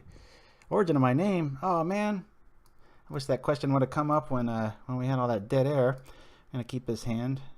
I used to play chess competitively and did a few stints at the U.S. Open, which is, I know, immediately you think like, oh, anybody can get in it. You just join, and I lost to 2 nobodies and I beat 2 masters, so my rating was just all over the place. But after that, that was right when the internet was starting to become a thing, and I found a really basic chess program on a computer.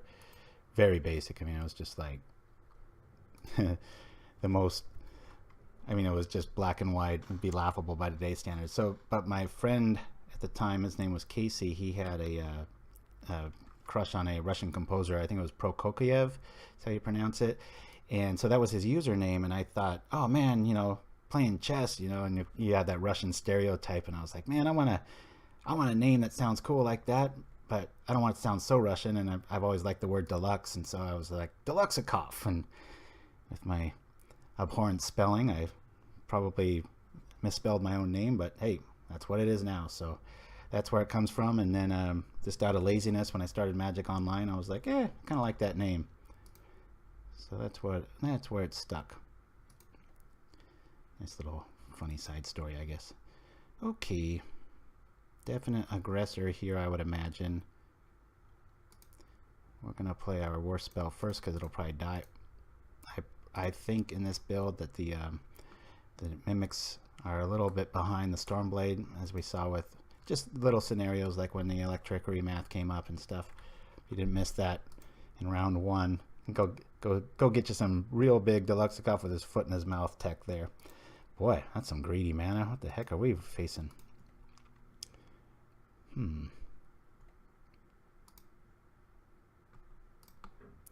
Let's turn on the threat.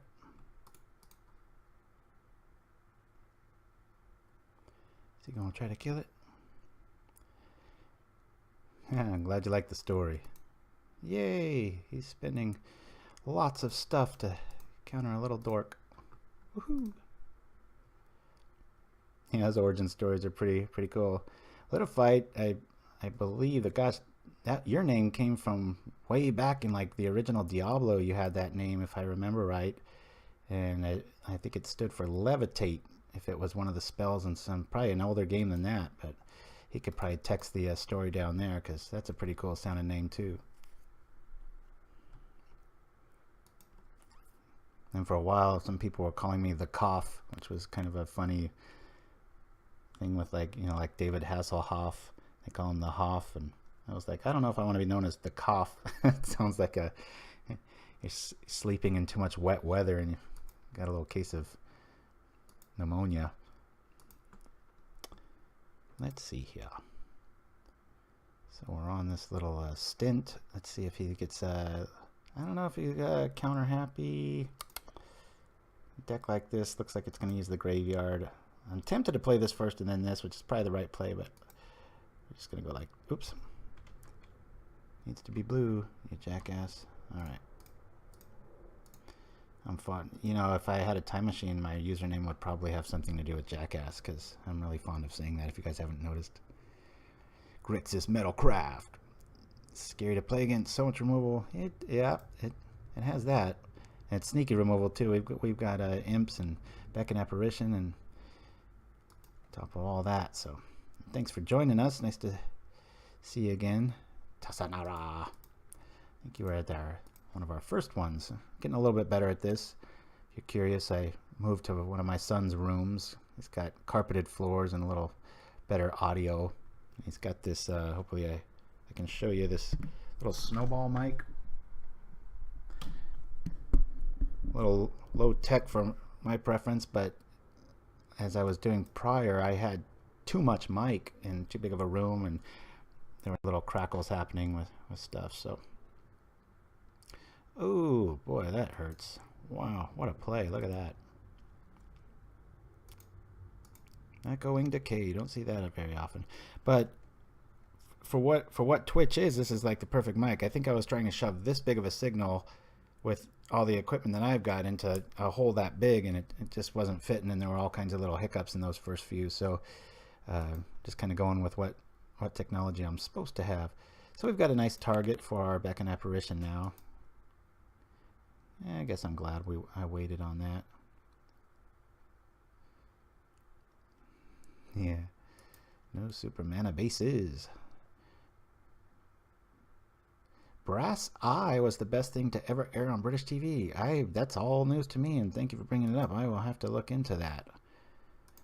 Hopefully I can... you know, we've got enough mana. I'm not going to do this.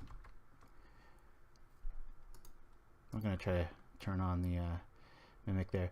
Now this is an interesting thing. I'm gonna attempt to put this on here. Logic being, hopefully he's got some burn spell, and then in response to that, we'll trigger it again.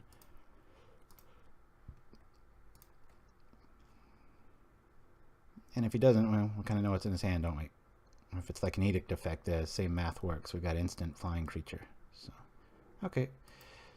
So we know he's not on burn, or at least instant burn. So that's kind of a free duress, right? And we'll save our...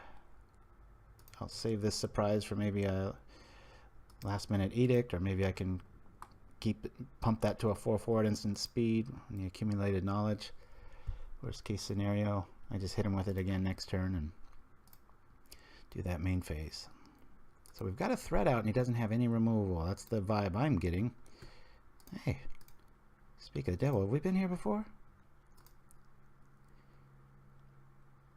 Crowd hands the best. Simic Demir, thanks for joining us. IT Crowd. Oh, IT Crowd, the show. Yeah, I haven't checked that one out either. No,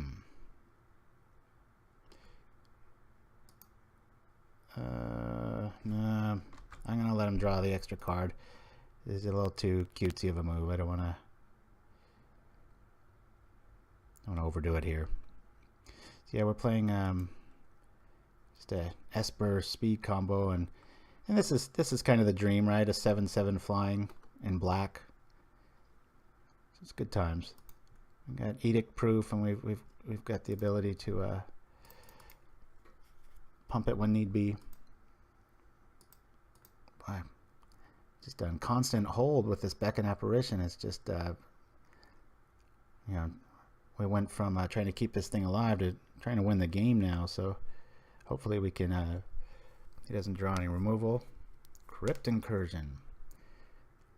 That's gonna net him 9 life. I'm still not going to pull the trigger. If he gains 6 life, and oh wait, whenever you cast it, so this isn't going to be that big next turn. That's just 3 inches.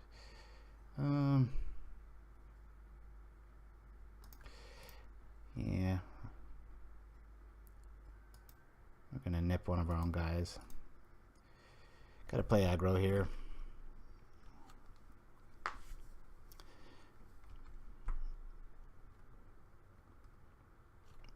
Great card. We mentioned that in Pauperganda episode 2 with our deck or sideboards explored segment. That is just a back-breaking card. Dun dun dun. How much graveyard interaction should one have in a deck when running Stinkweed Imp, or should one just see it as a cost to recur the Imp? Ah, man, those kind of questions, I love them, and I hate where my brain goes with it, because I hate gray areas, but it truly is. Nothing I hate more in an interview than the word basically, and right behind it is when people go, a little bit of both. It's like, oh, come on, stand for something. But it is kind of the case there.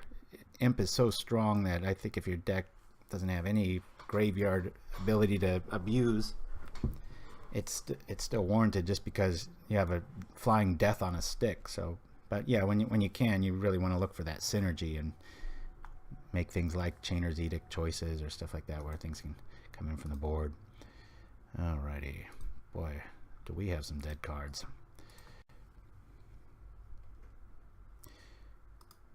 Bottom,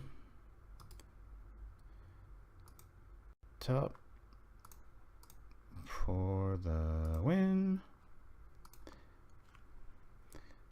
Hedging my bets here if he does have removal. Hey, alright, so we're up 1. This looks like a very greedy counter Caligula. You don't know what that means. I tend to call decks that are creatureless and just kill everything. I like after the Roman Emperor Caligula. We've got a really selfish mana base. He's trying to mill us. So I'm not going to bring in the imps. I initially was like, because he might bring in edicts, but we've got enough tricks to keep him at bay. And against these kind of decks, we can really bring in a lot of stuff because we don't have much. So got 3 spots opened up here, and and this is a design choice that we might have to address. I'm going to make a little note of it that versus Caligula style decks, there's not enough to bring in. So when you're formulating a sideboard, you have to keep that in mind so you're not forced to play with dead cards. Now, I would argue that we're going to keep the edicts in this case. Edicts or imps. I'm going to go with both imps. I'm not going to try to keep bringing these back, but if he does bring in a very aggressive edict package, we're going to be able to eat those. And those decks are fond of using maybe a Gurmag Angler or 2, so we're going to go like that. So hopefully we've only got 1 dead card if he's completely creatureless, but if he tries to bait and switch us, we've got 3 answers main. That makes sense? Does Unearth qualify, or is it just flashback keywords? For this build, I almost played a zombie deck with just a ton of Unearth. I really like it.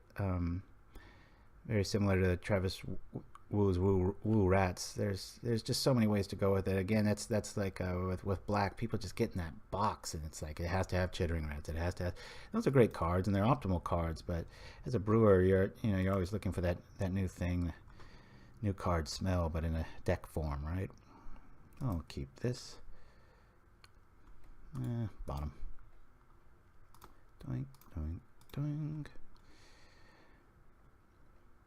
Yeah, Hydroblast is very needed in this Kiln Fiend matchups, and a Tog, like I showed yesterday, you take red out of the equation for affinity, and it's just a bunch of big fatties. And when you block with Stinkweed or you block with Bone Splitter, affinity dies pretty fast. You only got to watch out for Fling, Galvanic Blast, and a Tog. And yes, I said that, and yes, I stand by it. When you're able to, that's why my elf build runs Hydroblast. Very tough matchup against Affinity, really even until I did that, and then it was just a landslide. And they never see it coming. I mean, with Birchlore Rangers and all the shenanigans there. I think if I was locked in a room forever and I was only able to play 1 deck, it probably would be that. All right, Mr. Control, let's see what you got.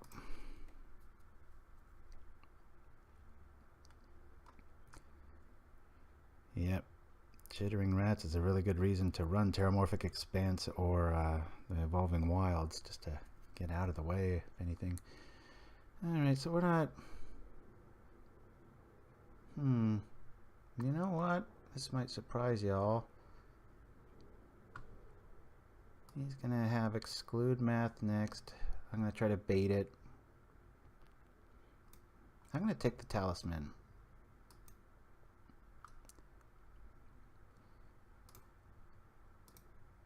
I'll go like this. Don't see any electrickery. Screw it.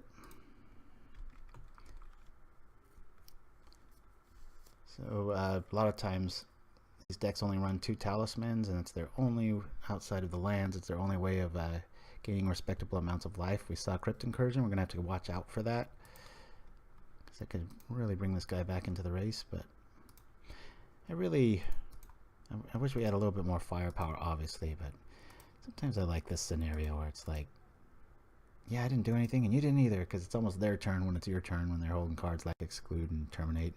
These little guys, you know, it's like, you waste a Terminate on them? They're so tiny. It's like using a gun to kill a fly.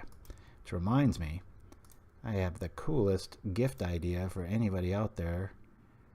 In the holidays upcoming or birthdays or whatnot, there's a thing called a Bug Assault, and it is a plastic gun that shoots table salt, and it kills flies very well. And I got one from my mother, who knows I can't stand Diptera of any kind, and it even kills wasps. So you got to kind of double tap them though, or follow up with a quick stomp on the shoe. Yeah, really cool gift. They're a bit pricey, but they're super well made, and got anybody that likes to barbecue a lot or just out and about. It's definitely not a kid's toy. You'd have to be pretty low on the IQ chart to point it at your eye and shoot. Other than that, it just stings the skin a little bit, but it comes out pretty impressive, and it doesn't splat or anything, so it's actually a very much more sanitary way of killing flies, which is always one of my favorite things to do. I don't know about you guys. I'm gonna get rid of accumulated knowledge here. I want something to happen. And put a little bit more pressure on him. Maybe he feels like countering it. Tap him out if I... Alright. So, I mean, we've got a lightning bolt a turn, right? We're not going to throw this to the fire until we get just that, unearth. And top. So, next turn, I'll definitely bait the Exclude and then follow it right up with our good times. Down here in the south, we like the blue outside TV. Gonna give you. If you don't know what that means, then you'll have to watch earlier in the broadcast. Right, everyone? Yeah, I'm in a gonna give you mood right now. Woohoo! You know what? He's only got red, he's only got black. What's your vote? I don't want to kill my men, so I'm going to hopefully draw out a counter here. Red or black, must not go back. I'm going to go with this one. We don't have threshold, so our guys are safe. Maybe we'll draw a counter. This will happen, and it'll die to terminate. If he gets another source of black, then this will happen, or if we get countered, and then this will happen. Noticing a theme here.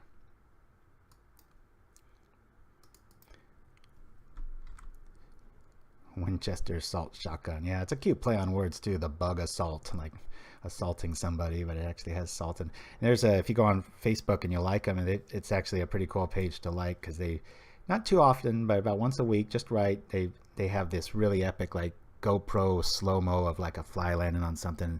You hear that, and then just slow-mo, and it's like boom, and the fly just goes tumbling. No guts. Like I said, very sanitary, just dead as a doornail.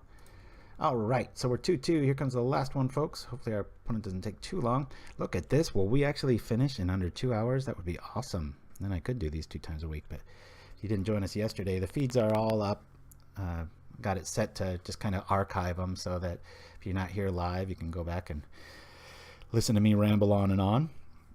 spread the word. Hope you guys like this.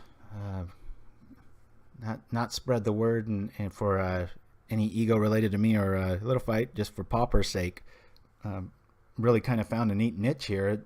I get a lot of, or we get a lot of emails just kind of saying like, hey, nobody's doing this on Twitch. It's like there's lots of magic. There's, I know LSV and they have that super series and stuff, but you could probably, as far as I know or have been told, because I'm pretty new to this, there's very little presence in Pauper on Twitch. So hopefully we're first at that too. So spread the word to all those people you know. They can't make it. That's fine. Just go watch the old stuff. I think hopefully it's trying to drop enough gems that it's worth it, you know, as far as tech goes and learning and stuff like that. Well, I've got some downtime. Did I miss anybody's question, Little Fight, or I wasn't paying too much attention to the written feed, so I apologize if I didn't give you a shout out. Dun, dun, dun, zap. You could definitely corner the market for Pauper on Twitch. Yeah, I hope so, Shrazamon. But that'd be a nice side benefit, but I'd rather flood the market. I was so tickled that Wizards mentioned us on the mothership that way with that Eternal Masters review. That was because I had some insider information that they're pretty much hell-bent against, you know, supporting outside formats vocally or like giving props, that sort of thing, if it doesn't have any, you know, with their standard spelled with a money symbol marketing ploy there. So all clear. All right, cool. Gosh darn it. Well, I'll bring up the oh, you know what? This happened last night. This is funny. This is a scene from last night's game, and here's the dreaded Magic card racist in me. I hate white borders. I hate them so much. Down with Whitey. So I wrote, if you need a non-white bordered island, I'd be happy to give you one. So I dropped that guy some islands after the game. Put my money where my mouth is. Just be outlawed. Somebody should come up with a hack that doesn't allow those to even show up. Sorry, I'm quite artistically eyed. I see it everywhere.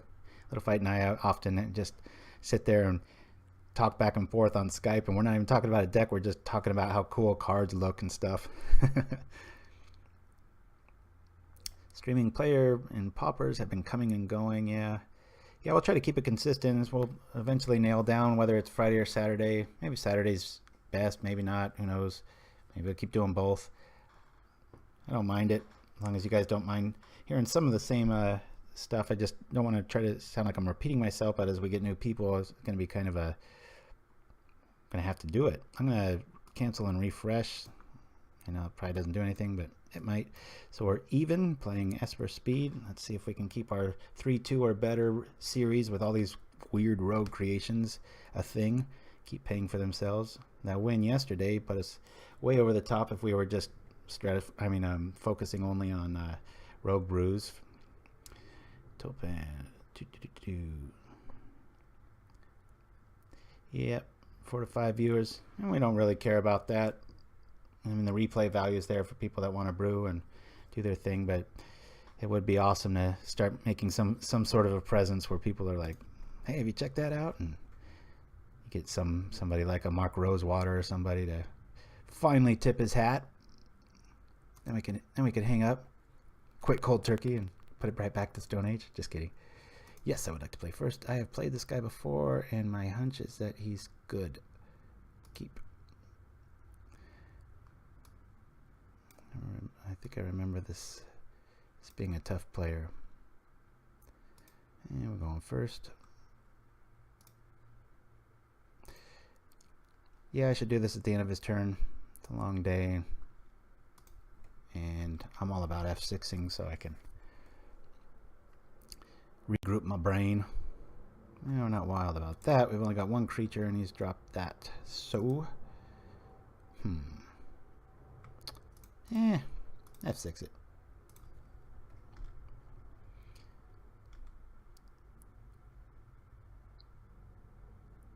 Has he got Disfigure? All right. 22 viewers. Cool. Wow. Gosh. I thought it was like 8. Welcome aboard, everybody. Pauperganda on Twitch. Doing our thing.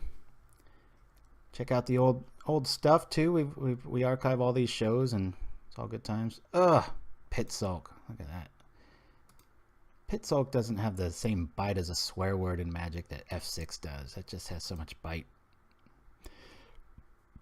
What do you say, everybody? You got any good Magic swear words out there?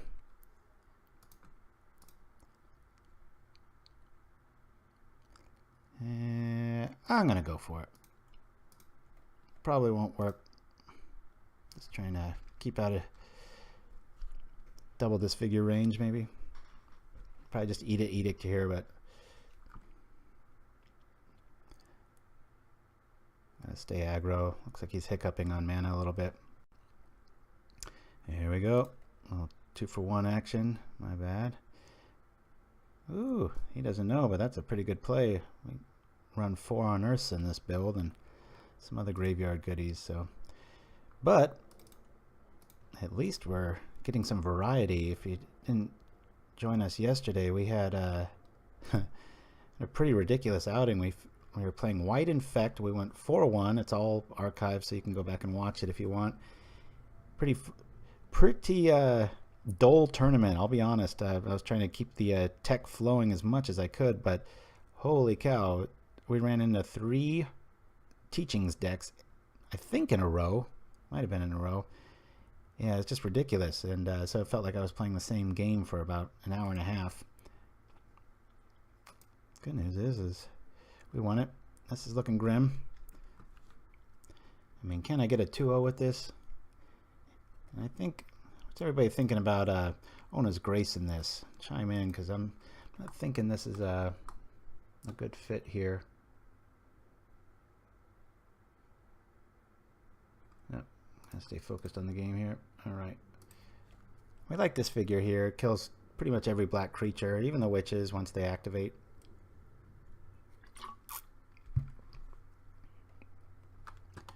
Yeah, that's what we liked, Rosamond. 5 different decks. That's right. Yeah, we could kill that. Woo! Boy. Boy, are we drawing dead, folks. Sorry about this. I'm just going to stop the bleeding a little bit. He's running Edict, so I'm pretty sure he's got this one. Just hopefully he keeps being really aggressive with the witches and doesn't sit back with at least 1 or 2 of them as he should. Yeah, I'm not a fan of this play. Keep at least 1 witch back here. I mean, you got my head under the water. Bubbles are coming up. Don't go look what's on TV, right?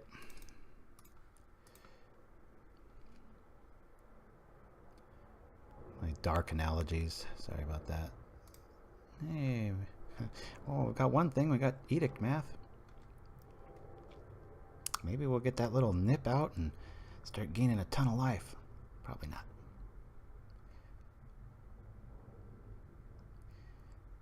Yeah. Pauper, I do always kind of take a little offense when people say, you know, oh, there's nothing new. That's what I'm trying to bring to this is like, you know, you can show up with White Infect and go 4-1. I mean, that's a pretty healthy game, I would say. I would argue. Yeah, you're always going to get, you know, the metagame and things that are going. Hold on a minute. This better be important.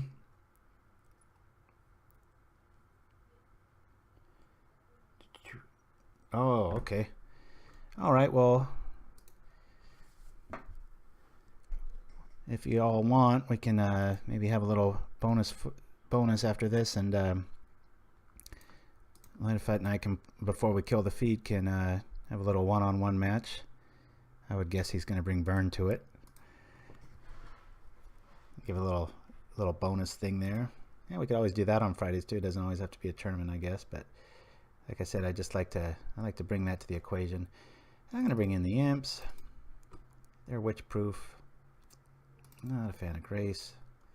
You know, I love Ona's Grace, but man, this build is just not feeling it. Edict, Sign and Blood. This is a nice little trick for a last second edict effect, so we'll keep that. And I want to gain our life. Get rid of their stuff. Always keep these in. We'll never ever take those out. Sign in blood.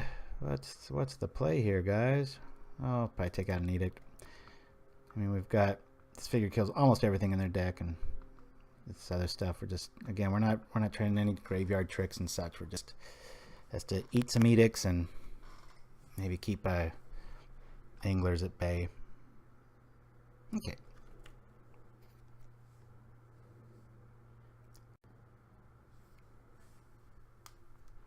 Let's see if we can stay in the winner's margin here with this Esper speed build. A hand like this one might be over pretty quick. Ugh. Well, we've got recursion, and we're going to see our draw. Pretty much draw 2 cards. I'll go over the deck really quick for those that are late to the party and don't want to watch the refeed of it when it archives. Just maybe a quick minute overview, and then Little Fight can challenge me up, and we'll finish it off with one game amongst very old friends. Keep. All right, top and drop. Doink. Kind of want to see this figure on this, just because it would mean he's probably not holding witches. Oh, we'll get 1 life out of it. You play enough, you really start to be able to deduce what's in hands after what's been played against you. I'm sure a lot of you do that too. It's just another little side game I like to play. Oh, okay, so I would say no witches in hand. Of course, you could always top deck one, but yeah, early bog's a good bog. That's what Gromps used to say. Ulurugu, welcome aboard. I second that. Thank you for joining us. We are playing. We'll review this deck. So everybody's scratching their head going, what is this thing? Been a little bit biased towards playing Rogue the last 3 or 4 Twitches. I think it's just interesting. I mean, you bring up and we will. I'll play normal decks or tier 1 or 2 decks soon. But for right now, it's just neat to kind of showcase new ideas. And ooh, you know, there was once a show called Pauperganda Episode 2, and they talked about this card, and here it comes full circle. Okay.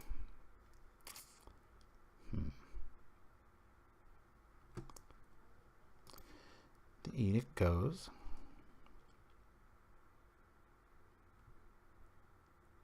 I'm just going to empty my hand. I don't want rats to come up. No bog. No bog. All right. No bog. No black flog. Let's do this. Take that. Hey, there's our winner too. I forget the name. Boy, guy went so. Remember our card contest, Little Fight? That was such a cool one. The guy went out in the snow and buried himself and recreated the scene. If you don't, maybe you can bring up that link for reference. Just the Pauperganda winners. That was a cool little thing. It's the only bad thing about some of those videos. They immediately just get so what do you call it? Dated with time. It's like no reason to go back and see them, but that's a good reference point there. We'll have some more contests. You guys got any ideas? Feel free to shout them out, and we'll see what we can do. Should have this one. He looks a little mana challenged, shall we say.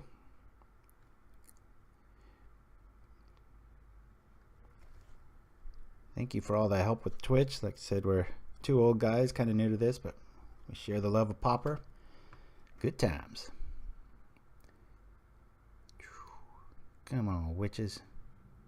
Okay. We're gonna fly.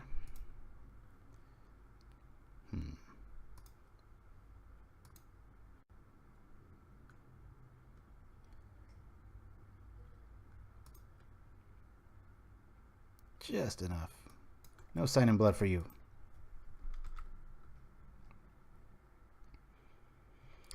No witches for you. Let's do a little mental math here. What wins it? Well, I guess triple blood. Rosamond. Of course you are, man. You're like my twin in the UK. Both love Pratchett. Both you get every reference. You got the Princess Bride thing yesterday. Good times. If I ever get over to the UK, we'll have to go to your favorite pub and play a few games, eh? Definitely my kind of weather, that's for sure. They need any movie trailer editors over that way? That'd be cool.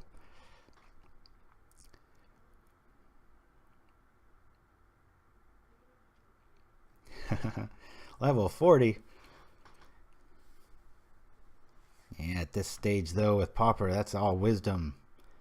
Our hunches are a young man's that's what they want, because we're able to sometimes my first little, somebody will be like, what about this? I'll be like, what about this card? And they're like, oh, I've never even heard of that. It's like, hey, wisdom.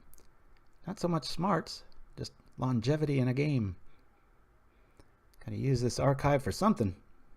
First that pops into mind would be a Brewers contest where you can play the winner's deck and discuss pros and cons decisions. Also where you can yourself apply your card flu knowledge.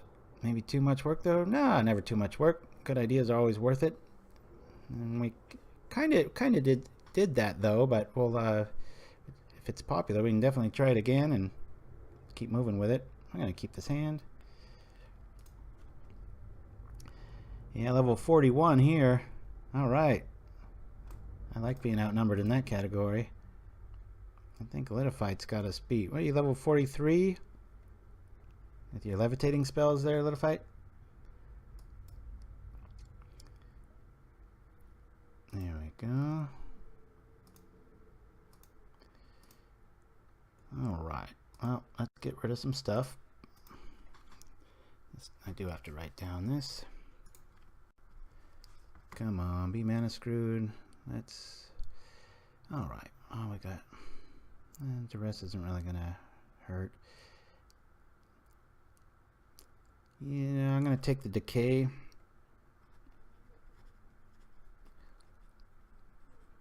If I had a crystal ball, the Sign in Blood might be at play here, but you only know that in hindsight. Got plenty of time. Sorry I'm taking a little while here, guys. I'm gonna try to give this one my best effort. And a swamp. Oh, that persuasion. Is he playing matching lands? Can't tell yet. I don't remember from last game. We run 4 of everything, and I don't want to get like 6 for 1, so I'm gonna go with this. Either of them kill pretty much everything in our deck, so we're gonna roll with that. Sorry that took so long, everyone. Oh, that's the first turn, right? Took so long, and I forgot what turn it was.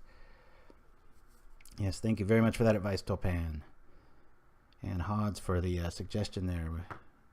It's good to know. And like I said, we usually, some of these ideas Litophyte and I come up with are just kind of shots in the dark. Like, do you think everybody will get it or like it or whatnot? And we were pretty tickled with the card contest. We got quite a few submissions. Got, actually, speak of, I think David Schaefer, he was the one pictured in that one with what the half wall face. So it's nice to bring him out of Pauper hibernation. And again, we're going to play our, what I think is the slightly, maybe like, this is 100% good in the deck. This is like, quality wise, this is like 90. So when we know something's going to die and we're waiting for Unearth to show up, we'll pimp that out there. A little clunky mana early on here. I mean, we have to stay the aggressor, so I don't want to drop my duel, but 1 and 1 here in the last round to see who's going to go 3-2 and play even. That's good stuff. Yeah, all right. Well, since I know he's got the verdict, let's hit him first.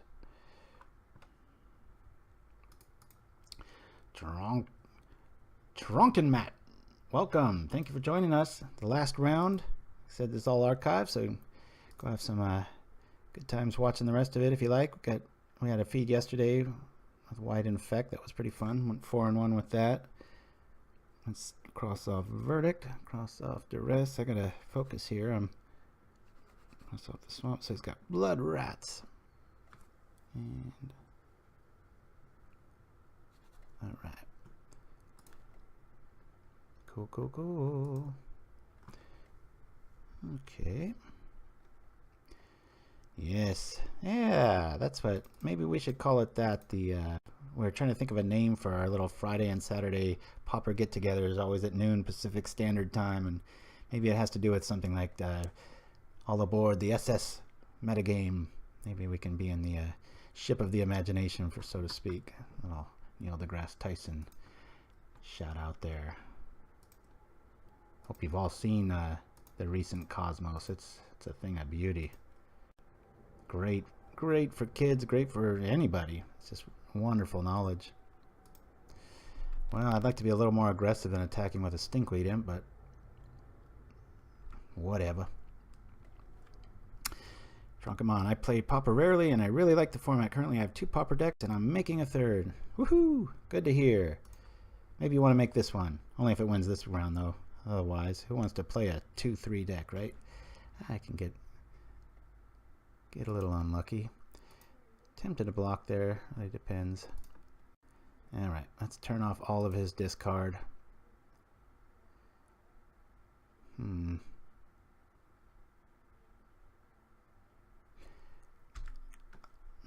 life's not worth it. I'd rather start killing some rats, because if Gary comes down and there's a plethora of these double drops out, we're going to be in trouble. 17 decks standing, Hod says. Lending them out. Oh, real decks. Impressive. Digitally, it's... I just love it. Don't have to proxy anything or scribble stuff on cards and do all that good stuff. Bad stuff, I should say. Dun, dun, dun. Okay, so we probably do want to trade now. Ooh-wee. Boy, was that a nice timing card. And he's tapped out. 6-5. Red 5, we're going in. Screw it. I don't think much out of a Verdict's gonna, so that's why I'm not gonna keep this back to block. This is race mode, and we hope Gary doesn't come down and reset the life total. Shirazaman, I have 12 paper Pauper decks. I think I have 6, and then some ramblings. Like I said, I sold my whole collection and just got all these things all kitchen table ready. I hope this guy's just sitting on a bunch of wretch mines and he's like, please draw a card and don't play it immediately. Real decks, yes, says Hodds. Play only paper. Takes a lot of dedication to keep them all up to date. I'm sure it does. Shrazman, 40 decks online. That's what we're talking about. I brought up my old PC the other day. Barely fires from, gosh, 10 years ago or something, and it's fun because they had all the old Pauper decks in there, and I think I was at about 110. Of course, only about 70 of those I would bring to something like this, a little works in progress and stuff. So we got a race here, folks. This is good times. Now, just a minute.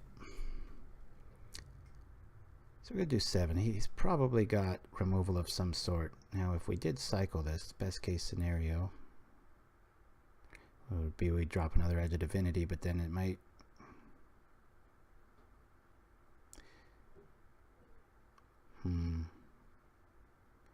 He's signed in blood. We could find a sign in blood. That would kill him. I might be overthinking this, guys. I'm sorry. Just trying to...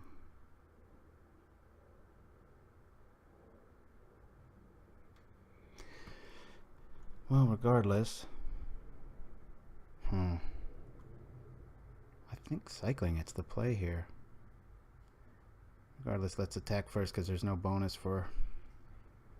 Well, I just kind of answered my own question there, though. I think I double misplayed there. Either cycle it first or you use it first.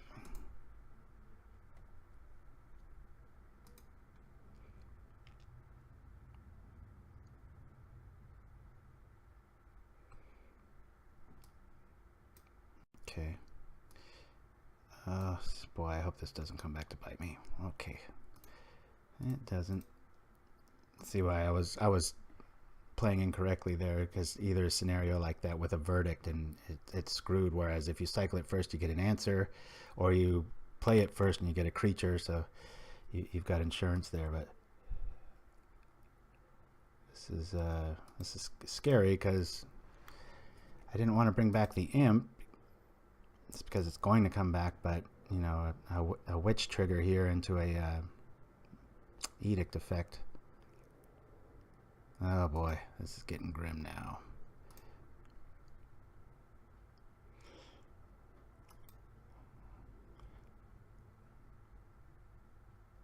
You know, I'm gonna block here if he lets me.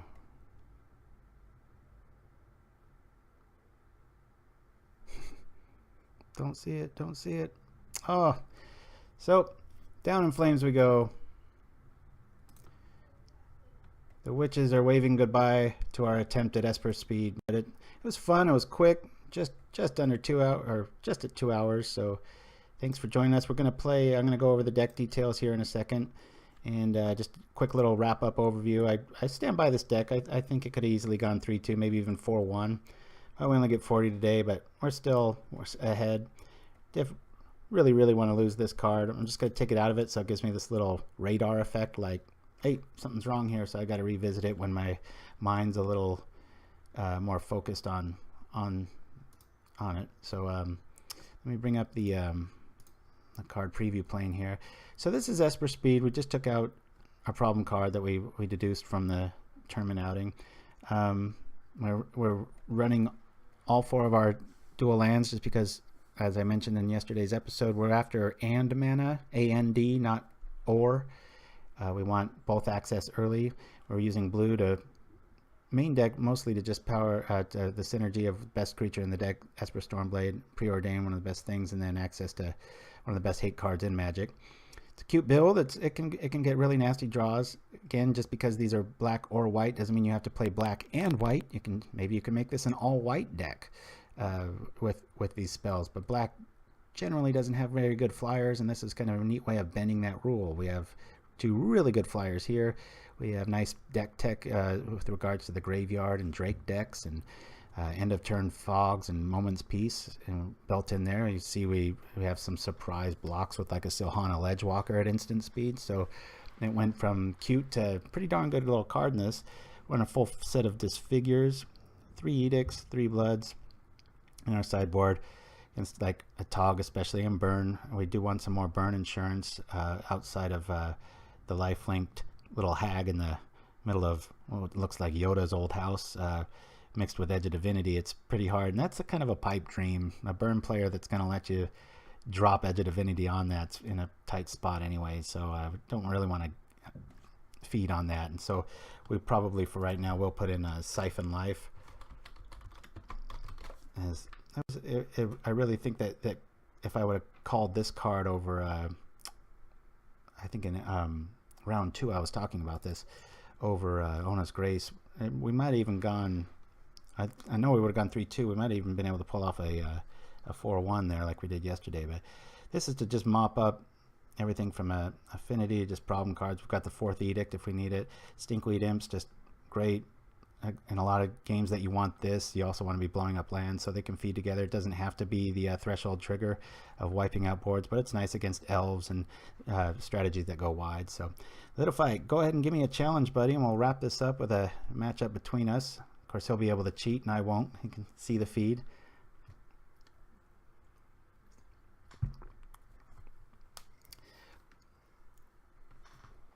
Yeah, 1 white trigger would have done it. That's why I was cycling towards the end there. A bit of a pipe dream, but Gary really ruined the math on that one. He's playing just a real standard. No delusions here. I mean, this isn't a.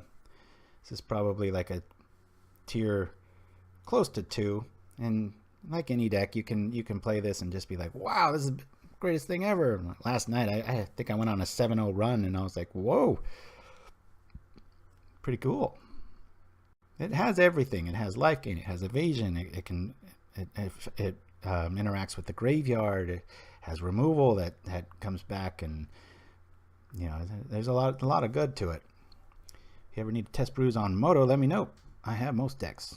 Awesome, Shrazamon. Hey, is that your name on MTGO, Shrazamon? What's your handle? I'll have to write it down. And I had too many, for the longest time I was like, why isn't my friend list working? I would go right click on somebody and it wouldn't show up, but I had too many. It's kind of a sad thing. They only let you have, I think, 200. So I have to be careful about what I say. All right, well, let's see. I think I'm going to, well, challenge when ready. Let's hurry it up here, little fight. Got dead air. All right, here we go. I'll kill this. Let's see. Should I play one that I haven't played in a while? Let's go with, I'll do something fun. Doink. All right, good. It popped to its normal name. Oh, same name. Good. Okay. Let me. Are you online right now on Moto, Shrazamon? Yeah, a lot easier if you just send me an in-game chat and I can right-click on you. No offenses. Woo! Got this working. I hope it's not working on your end. Look, he wins the draw too. Come on now. Kicking a player when he's down. I just went 2-3. Don't you feel a little sorry for me? Ah. Let's go, let's go. Let's not bore people with taking your infinite turns, little fight. We got an audience now. Keep it moving.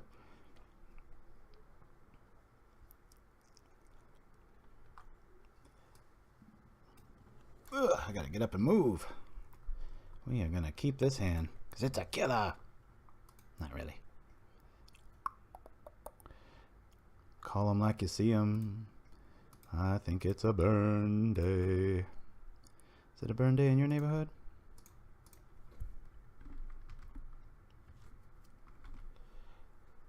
I got a nice variety in this feed. We'll be at about a 2.5 hour mark. Lots of good tech. Good times.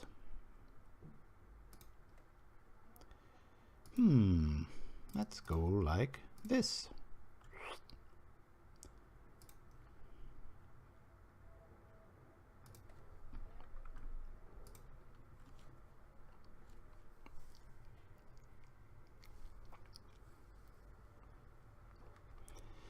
Somebody's flooded. I don't like that you had to discard a mountain there. Hopefully you needed it and it was a tough choice. Dun, dun, dun. Talk about some beautiful artwork.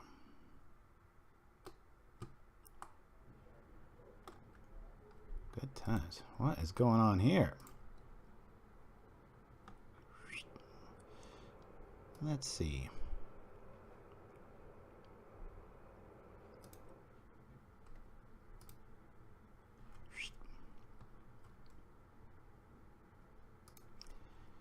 Go like this.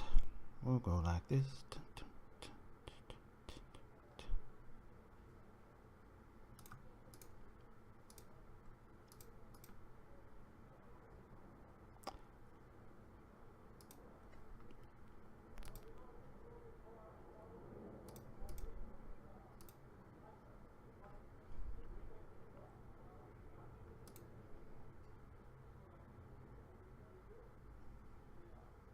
Dun dun dun.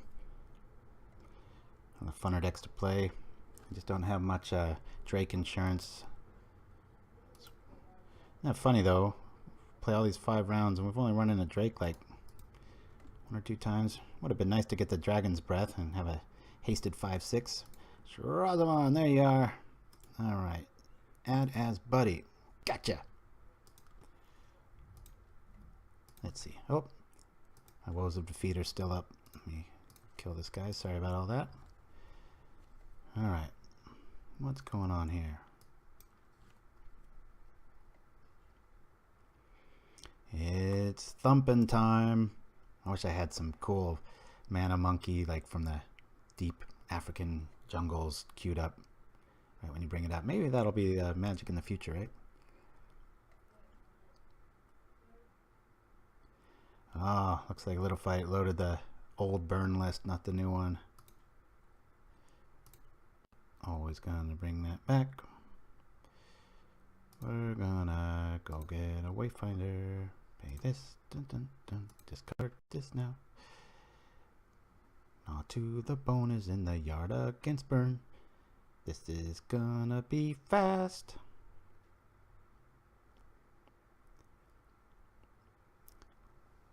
Yeah, we'll probably play plenty later. With some red on the board and red in our glass. If you like this build, and shoot me an email. I can, yeah, we don't like any of that. Okay.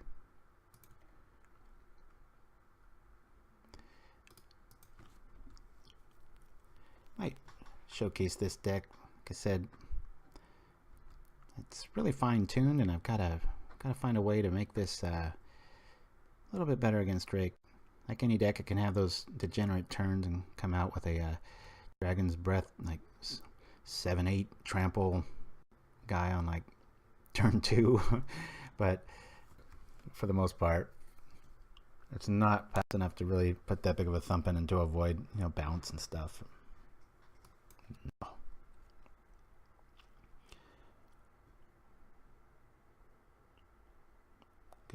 Getting low, but I don't think he sees this in my graveyard.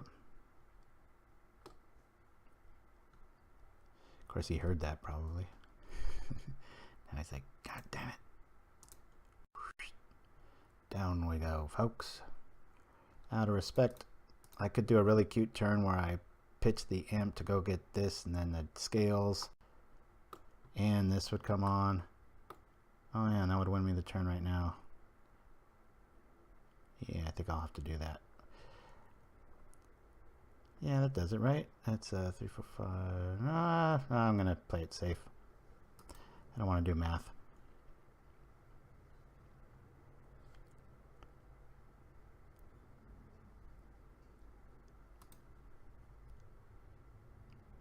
Go for the sure thing. Yeah, that's a painful card against a lot of decks. This is used to lose against Delver until I put 2 of those in main. I got 1 in the side. It's a fun deck. I posted this list on Facebook a while back, and somebody went 5-0 with it. This is a good 2 years ago. Again, you know, this is one of those. Oh, okay. He says he missed the no. Not gonna lie, that's pretty easy to miss. There's a ton of stuff going on in the yard. Get kind of dizzy seeing it, but. Yeah, once I added that knot of the bone, really put it out of range of a lot of decks that were close. This is always good against burn. Hand resources are quite the commodity. Be online most of the rest of the day. I'll probably take a little bit of a break, but anybody wants to hit me up for a game and whatnot, let's go to it. And again, send any questions and stuff you got. Pauperganda@gmail.com. We'll be love to hear from you, especially if it's show ideas or things you want to see. We are here for you. 16 damage in hand. Good grief. Oh, looks like I did the right play. There's got to be some double fire blast in that equation. I don't know if I had lethal, because that would have been a... It would have been the scavenger. Would have hit for 4 more, yeah. I quickly glanced. I'm like, nah, that math isn't gonna work. That ain't gonna do it, sucker.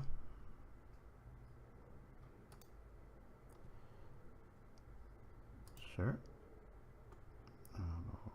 Boom, boom, boom, boom. Da-da-da-da-da-da.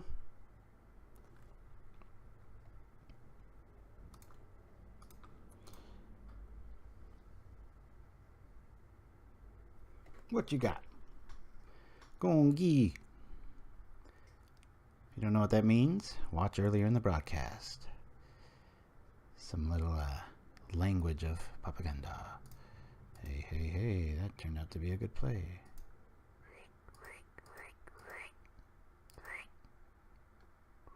Watch this. This is like Christmas morning. La.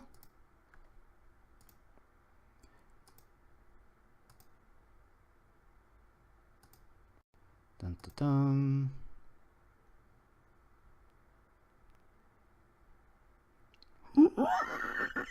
Good pig noise, eh? I don't know how that sounds.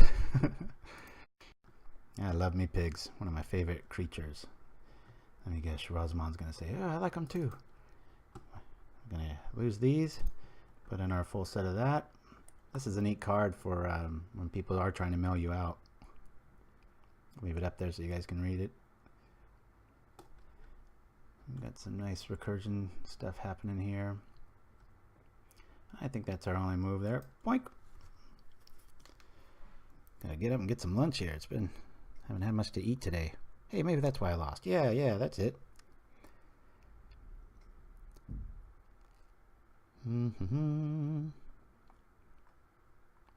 How's our feed looking there? Hello, Infinite Me. My little play on mirrors there. Little Fight Night's avatars crack me up. I'm just in the shadows and shade and staying out of sunlight, which is very like me, and he's all about illuminating and standing in the direct range of that stupid cancer ball in the sky. Not too fond of sunlight. I'll go over this list real quick while he's taking forever. I call this Delver of Dragons just because it really abuses Dragon's Breath. I'll get it to the converted mana cost here. Uses a lot of cool cards. A lot of nothing should be too big of a surprise, but seeks to abuse Tortured Existence with the Stinkweed Imp engines. Got this to reset. I used to run 4 and 4, the Mandrills and the Scavenger, and now I'm down to, then I was 3 and 3, now I'm down to 2 and 5, and I really like having consistency in the deck, but this these numbers feel great. And this is a really good example where I was talking about, I think, round 1 with Gurmag Angler. It's like, now give me these any day. This has flying, this has trample, and then when you put these on it, then they both have haste and vigilance, and I'll take that any day over somebody that's just going to keep blocking with like a little, you know, Kilgani Garden token. So I'm not saying Gurmag's a bad card. I just I usually, every time I brew and I could put it in, I don't. That's all there is to it. Ooh, we don't like this hand. Like anything with that. A little bit slow, but we'll keep it. Yeah, we like that a lot.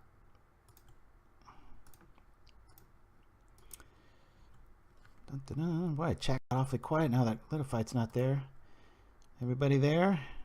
Can't quite see him play at the same time. We will go like this. Hootin' Mandrills. Don't see enough play. I agree. It's a really fine card. It's funny when that first came out, everybody was trying to shove it in Stompy. It's like, no, one of these kids is doing his own thing. And this card does not fit. I'm not that old. It's just I really remember that nursery rhyme from, I think it was the old Sesame Street, and they would show 4 kids, and one of them was doing something, the other ones weren't. It was horribly obvious. I think it's for 2-year-olds, but that's pretty funny. Alright, anytime you can make burn discard, it's a good thing. Gungi. Let's see.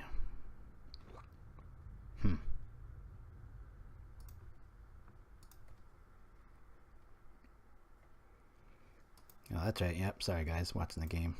Enough of this peanut gallery stuff.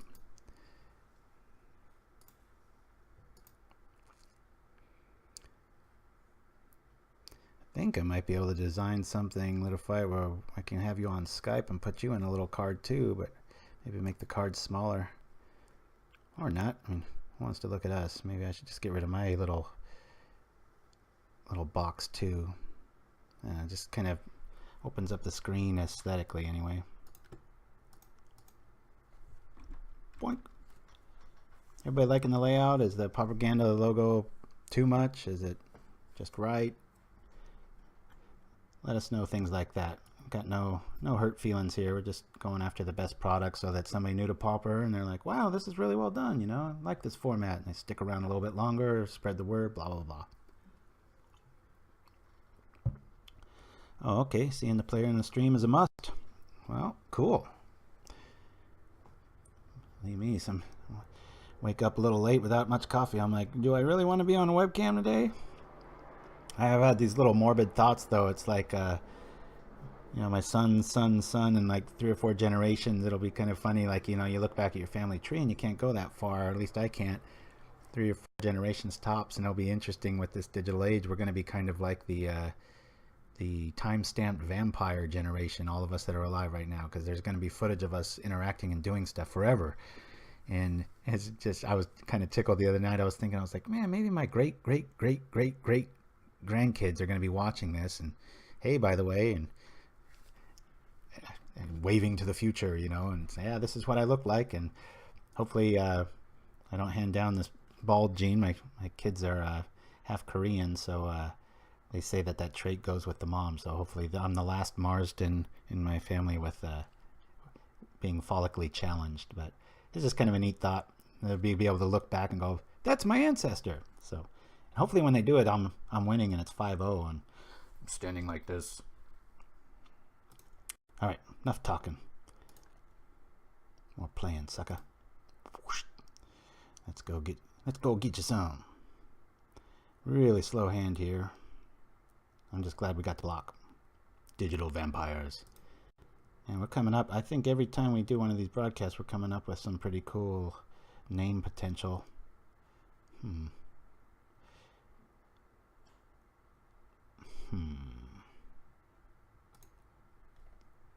I'm going to do this, not for the damage, for the quality of hand. I don't want burn.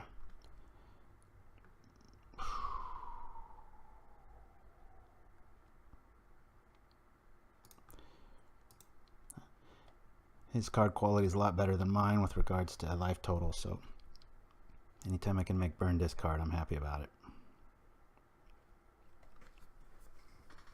I sure like that little logo when you make a happy face on Twitch. It's like some little like steampunk robot, dude. It's pretty cool. Take that. This card's really growing on me. When I first saw it in Travis Wu Rats, I was like, interesting. Immediately was kind of drawn to it, and really good example of taking a card that, you know, has a very blatant drawback, and you just kind of ask yourself, hey, how can I build around that? Make it synergistic and binary bloodlines. Haha, good one. That's a good name for a band, Tulpan. Good one. Yeah, I was just thinking that the other night, though. It was cracking me up. I was like, man, I mean, imagine if you could just kind of, you know, Google, I don't know, 10 generations back and see some old dude chilling on a farm or something, or who knows, maybe swinging an axe with a shield and all cool. Of course, they probably didn't live past 20 or 30 if you go back too far, but there's the man.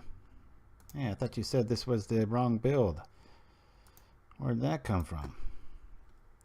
We like that. We like that. It's too early for that. Let's go like this first.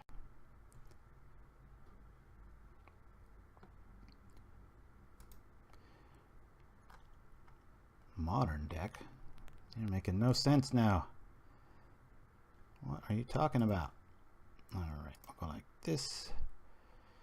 And I don't think that's the play because I want to do this. So we're going to undo that. Got to remember, I'm not the aggro player here. I'll slow roll this a little bit. Really want my imp to start filling up my yard. There's not enough there. Oh, modern as in recent, sorry. Yeah. Pretty hard to have a play on words when you use Pauper, but it's another reason it's better than modern. It's like you don't have little slip-ups in conversation like that. Yeah, making indie binary bloodlines.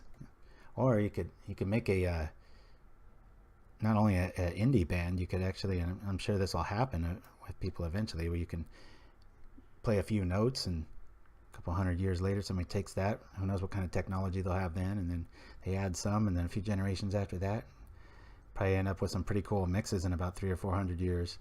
People being like, "Oh man, I like that old sound." Back when there was a thing called rap music, or who knows what they're gonna say. It's kind of cool though. It's just neat. It's like I'm narrating the future here. I know I'm thinking too much about that, but I always like how small the vast cosmos makes you feel. A lot of people are bugged by that. I think you are a little bit too, Little Fight, when we have chats, or I might have had that wrong. But I love feeling this big, this tiny little insignificant nothing. Let's go like this first of all.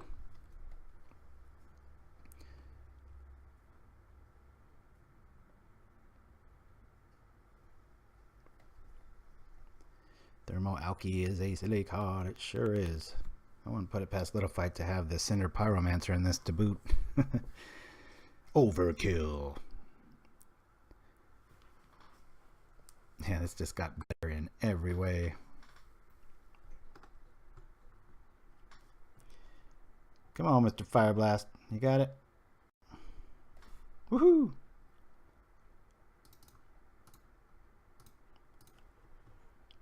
Poink, poink, poink, poink.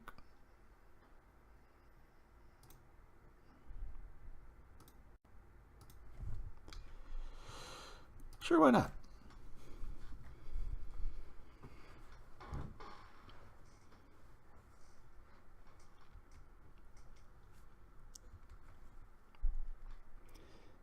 So, we've got anti-fire blast here so far. Maybe we'll draw some more. Yeah, Fire Slinger. Nice one. A lot of people don't know that card. There's the there's a 2-drop is the one I think you're thinking of, not the Goblin one that everybody was playing for a while, but there's also that one that does 1 damage to you. That saw some play for a while. You know what other thing did was quenching something or rather. That used to be a thing back in like 2007. Quenching fire, was it? Oh, yeah, there comes my spelling. Quenchable fire. Yeah, this one. People used to play this quite a bit. Remember when it first came out? It's another example of those new card smells. It does 6 damage to like white players and stuff. Not saying it's bad, just doesn't see any love anymore.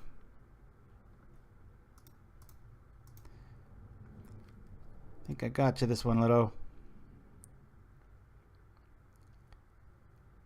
Yeah. Yeah, Kill the Marauders is pretty hard to beat. These are like the Byrne brothers. Can you imagine the day when Pauper has so many cards that people don't play Keldon anymore? That'd be a trip. Let's see. I don't want any of this stuff. I'm just doing it to fill up my yard. Oh, you got no cards in hand, so I'm going to do it now. So I'm a little afraid of a ping fire blast trickery, but I think this will work. And Nah kills a lot of people. It's just, I mean, you had me probably 1.5 times over, but boy, vigilance is underappreciated. Oh, it was a funny thing I ran into the other day too. I found this when I was Googling Pauperganda and found that little love on the mothership. I also found one of the oldest mentions. I used to play the, what was it? The, oops, sorry, wrong screen. I used to play the soldier that can block any number of creatures.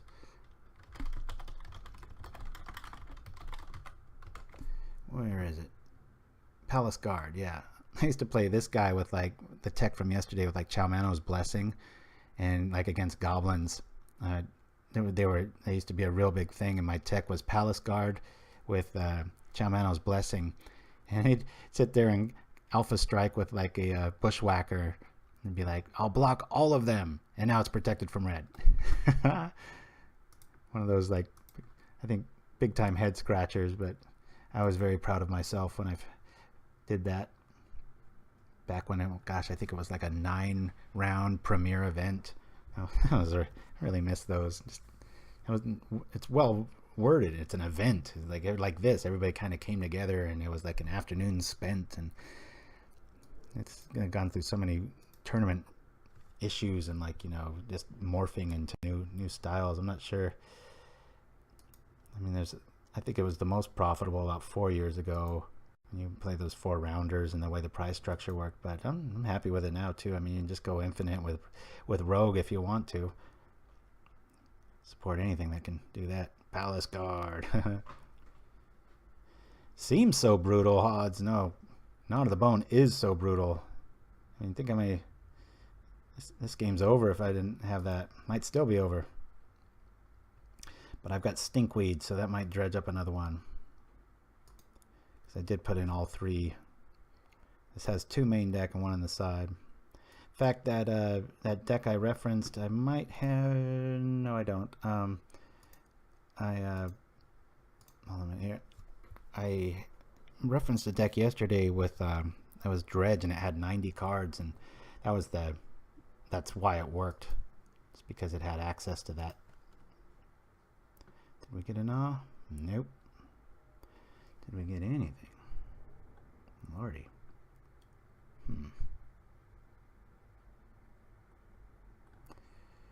Well.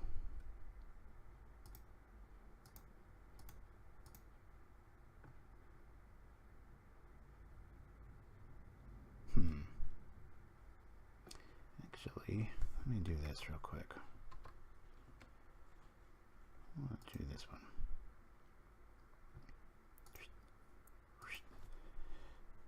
Discard a creature. Cool.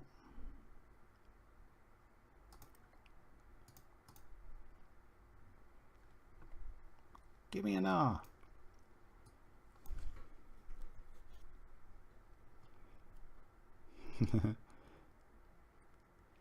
That's right, odds. It's Pauper. What's not to like?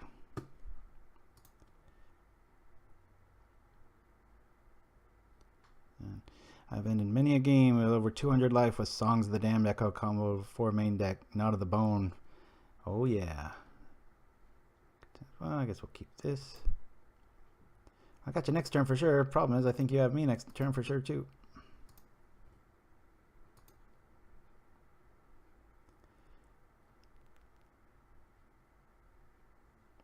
So I have the Twitch chat pop out, or I could normally have the chat box on MTGO working well. Oh, you got it set up like I do, Little? I'm sure there's better ways to do it. It's just kind of one of those, like, figuring out Twitch and all this new stuff and being like, maybe this works. Don't draw something good. Please don't draw something good. No fire blast. It'll be my last. Aha. I don't want to. I promise I won't block with the scavengers. That would be a bad play. Then a lightning bolt could kill me. If everybody gets that, I'm sure you all do, but just in case you don't. If he attacks, I block with scavenger. This dies. I go to 5. He triggers that. I go to 4. Fire blast. Don't want Marauders to die this turn. Oh. Now I think I got you. Oh, gee. Come on, Imp. Let's rub it in. Hey, you know, if I win this, though, it'll make me even for the day. I'll be 3-3. So there's a little plus side to that if I do pull it off. Bum-ba-dum.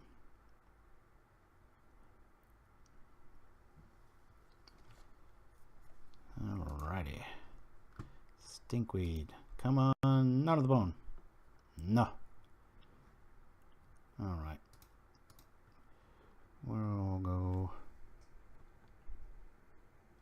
Boy, we've got no, we really don't. We don't have any, haste. I didn't take those out. We just, boy, only 23 cards left and we're not drawing any of it. 1, 2, 3. Yeah, might as well. It's thinking of bringing back the rats, but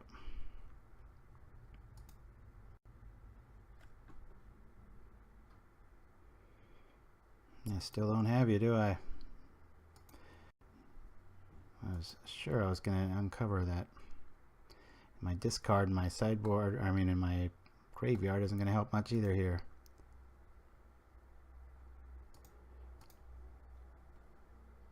Well, that doesn't make sense. Land, land, land. Come on. Go and get. Oh, this is getting way too close. Yeah, this is such a great game, isn't it? Look at this. Nail biting. Oh, no. Down to 3. Dun dun. Please be a land. Please be a land. Dun dun. Shark in the water. Shark in the water. Is the Jaws music queuing up? Is it? Nah, I don't think it is. Oh, it is. I'm sorry, buddy. Well, the stress had me. Thanks for joining us, guys. I got to get out of this seat and go do a few things, and I'll be on a lot later. So hit me up for a game or 3, and we will see you next week. Thanks again for watching. Pauperganda@gmail.com if you got any news, clues, views, and brews that you want to share. And we shall see you soon. I'm going to... Oh, no, I won't do that. Anyway, guys, and send maybe what deck you want to see next week and such. And there's an outside chance Little Fight might play Burn in the Friday or Saturday, whatever we decide. So we'll keep you posted. Check out our webpage on Facebook, and we shall see you then. This is Deluxe Cough out.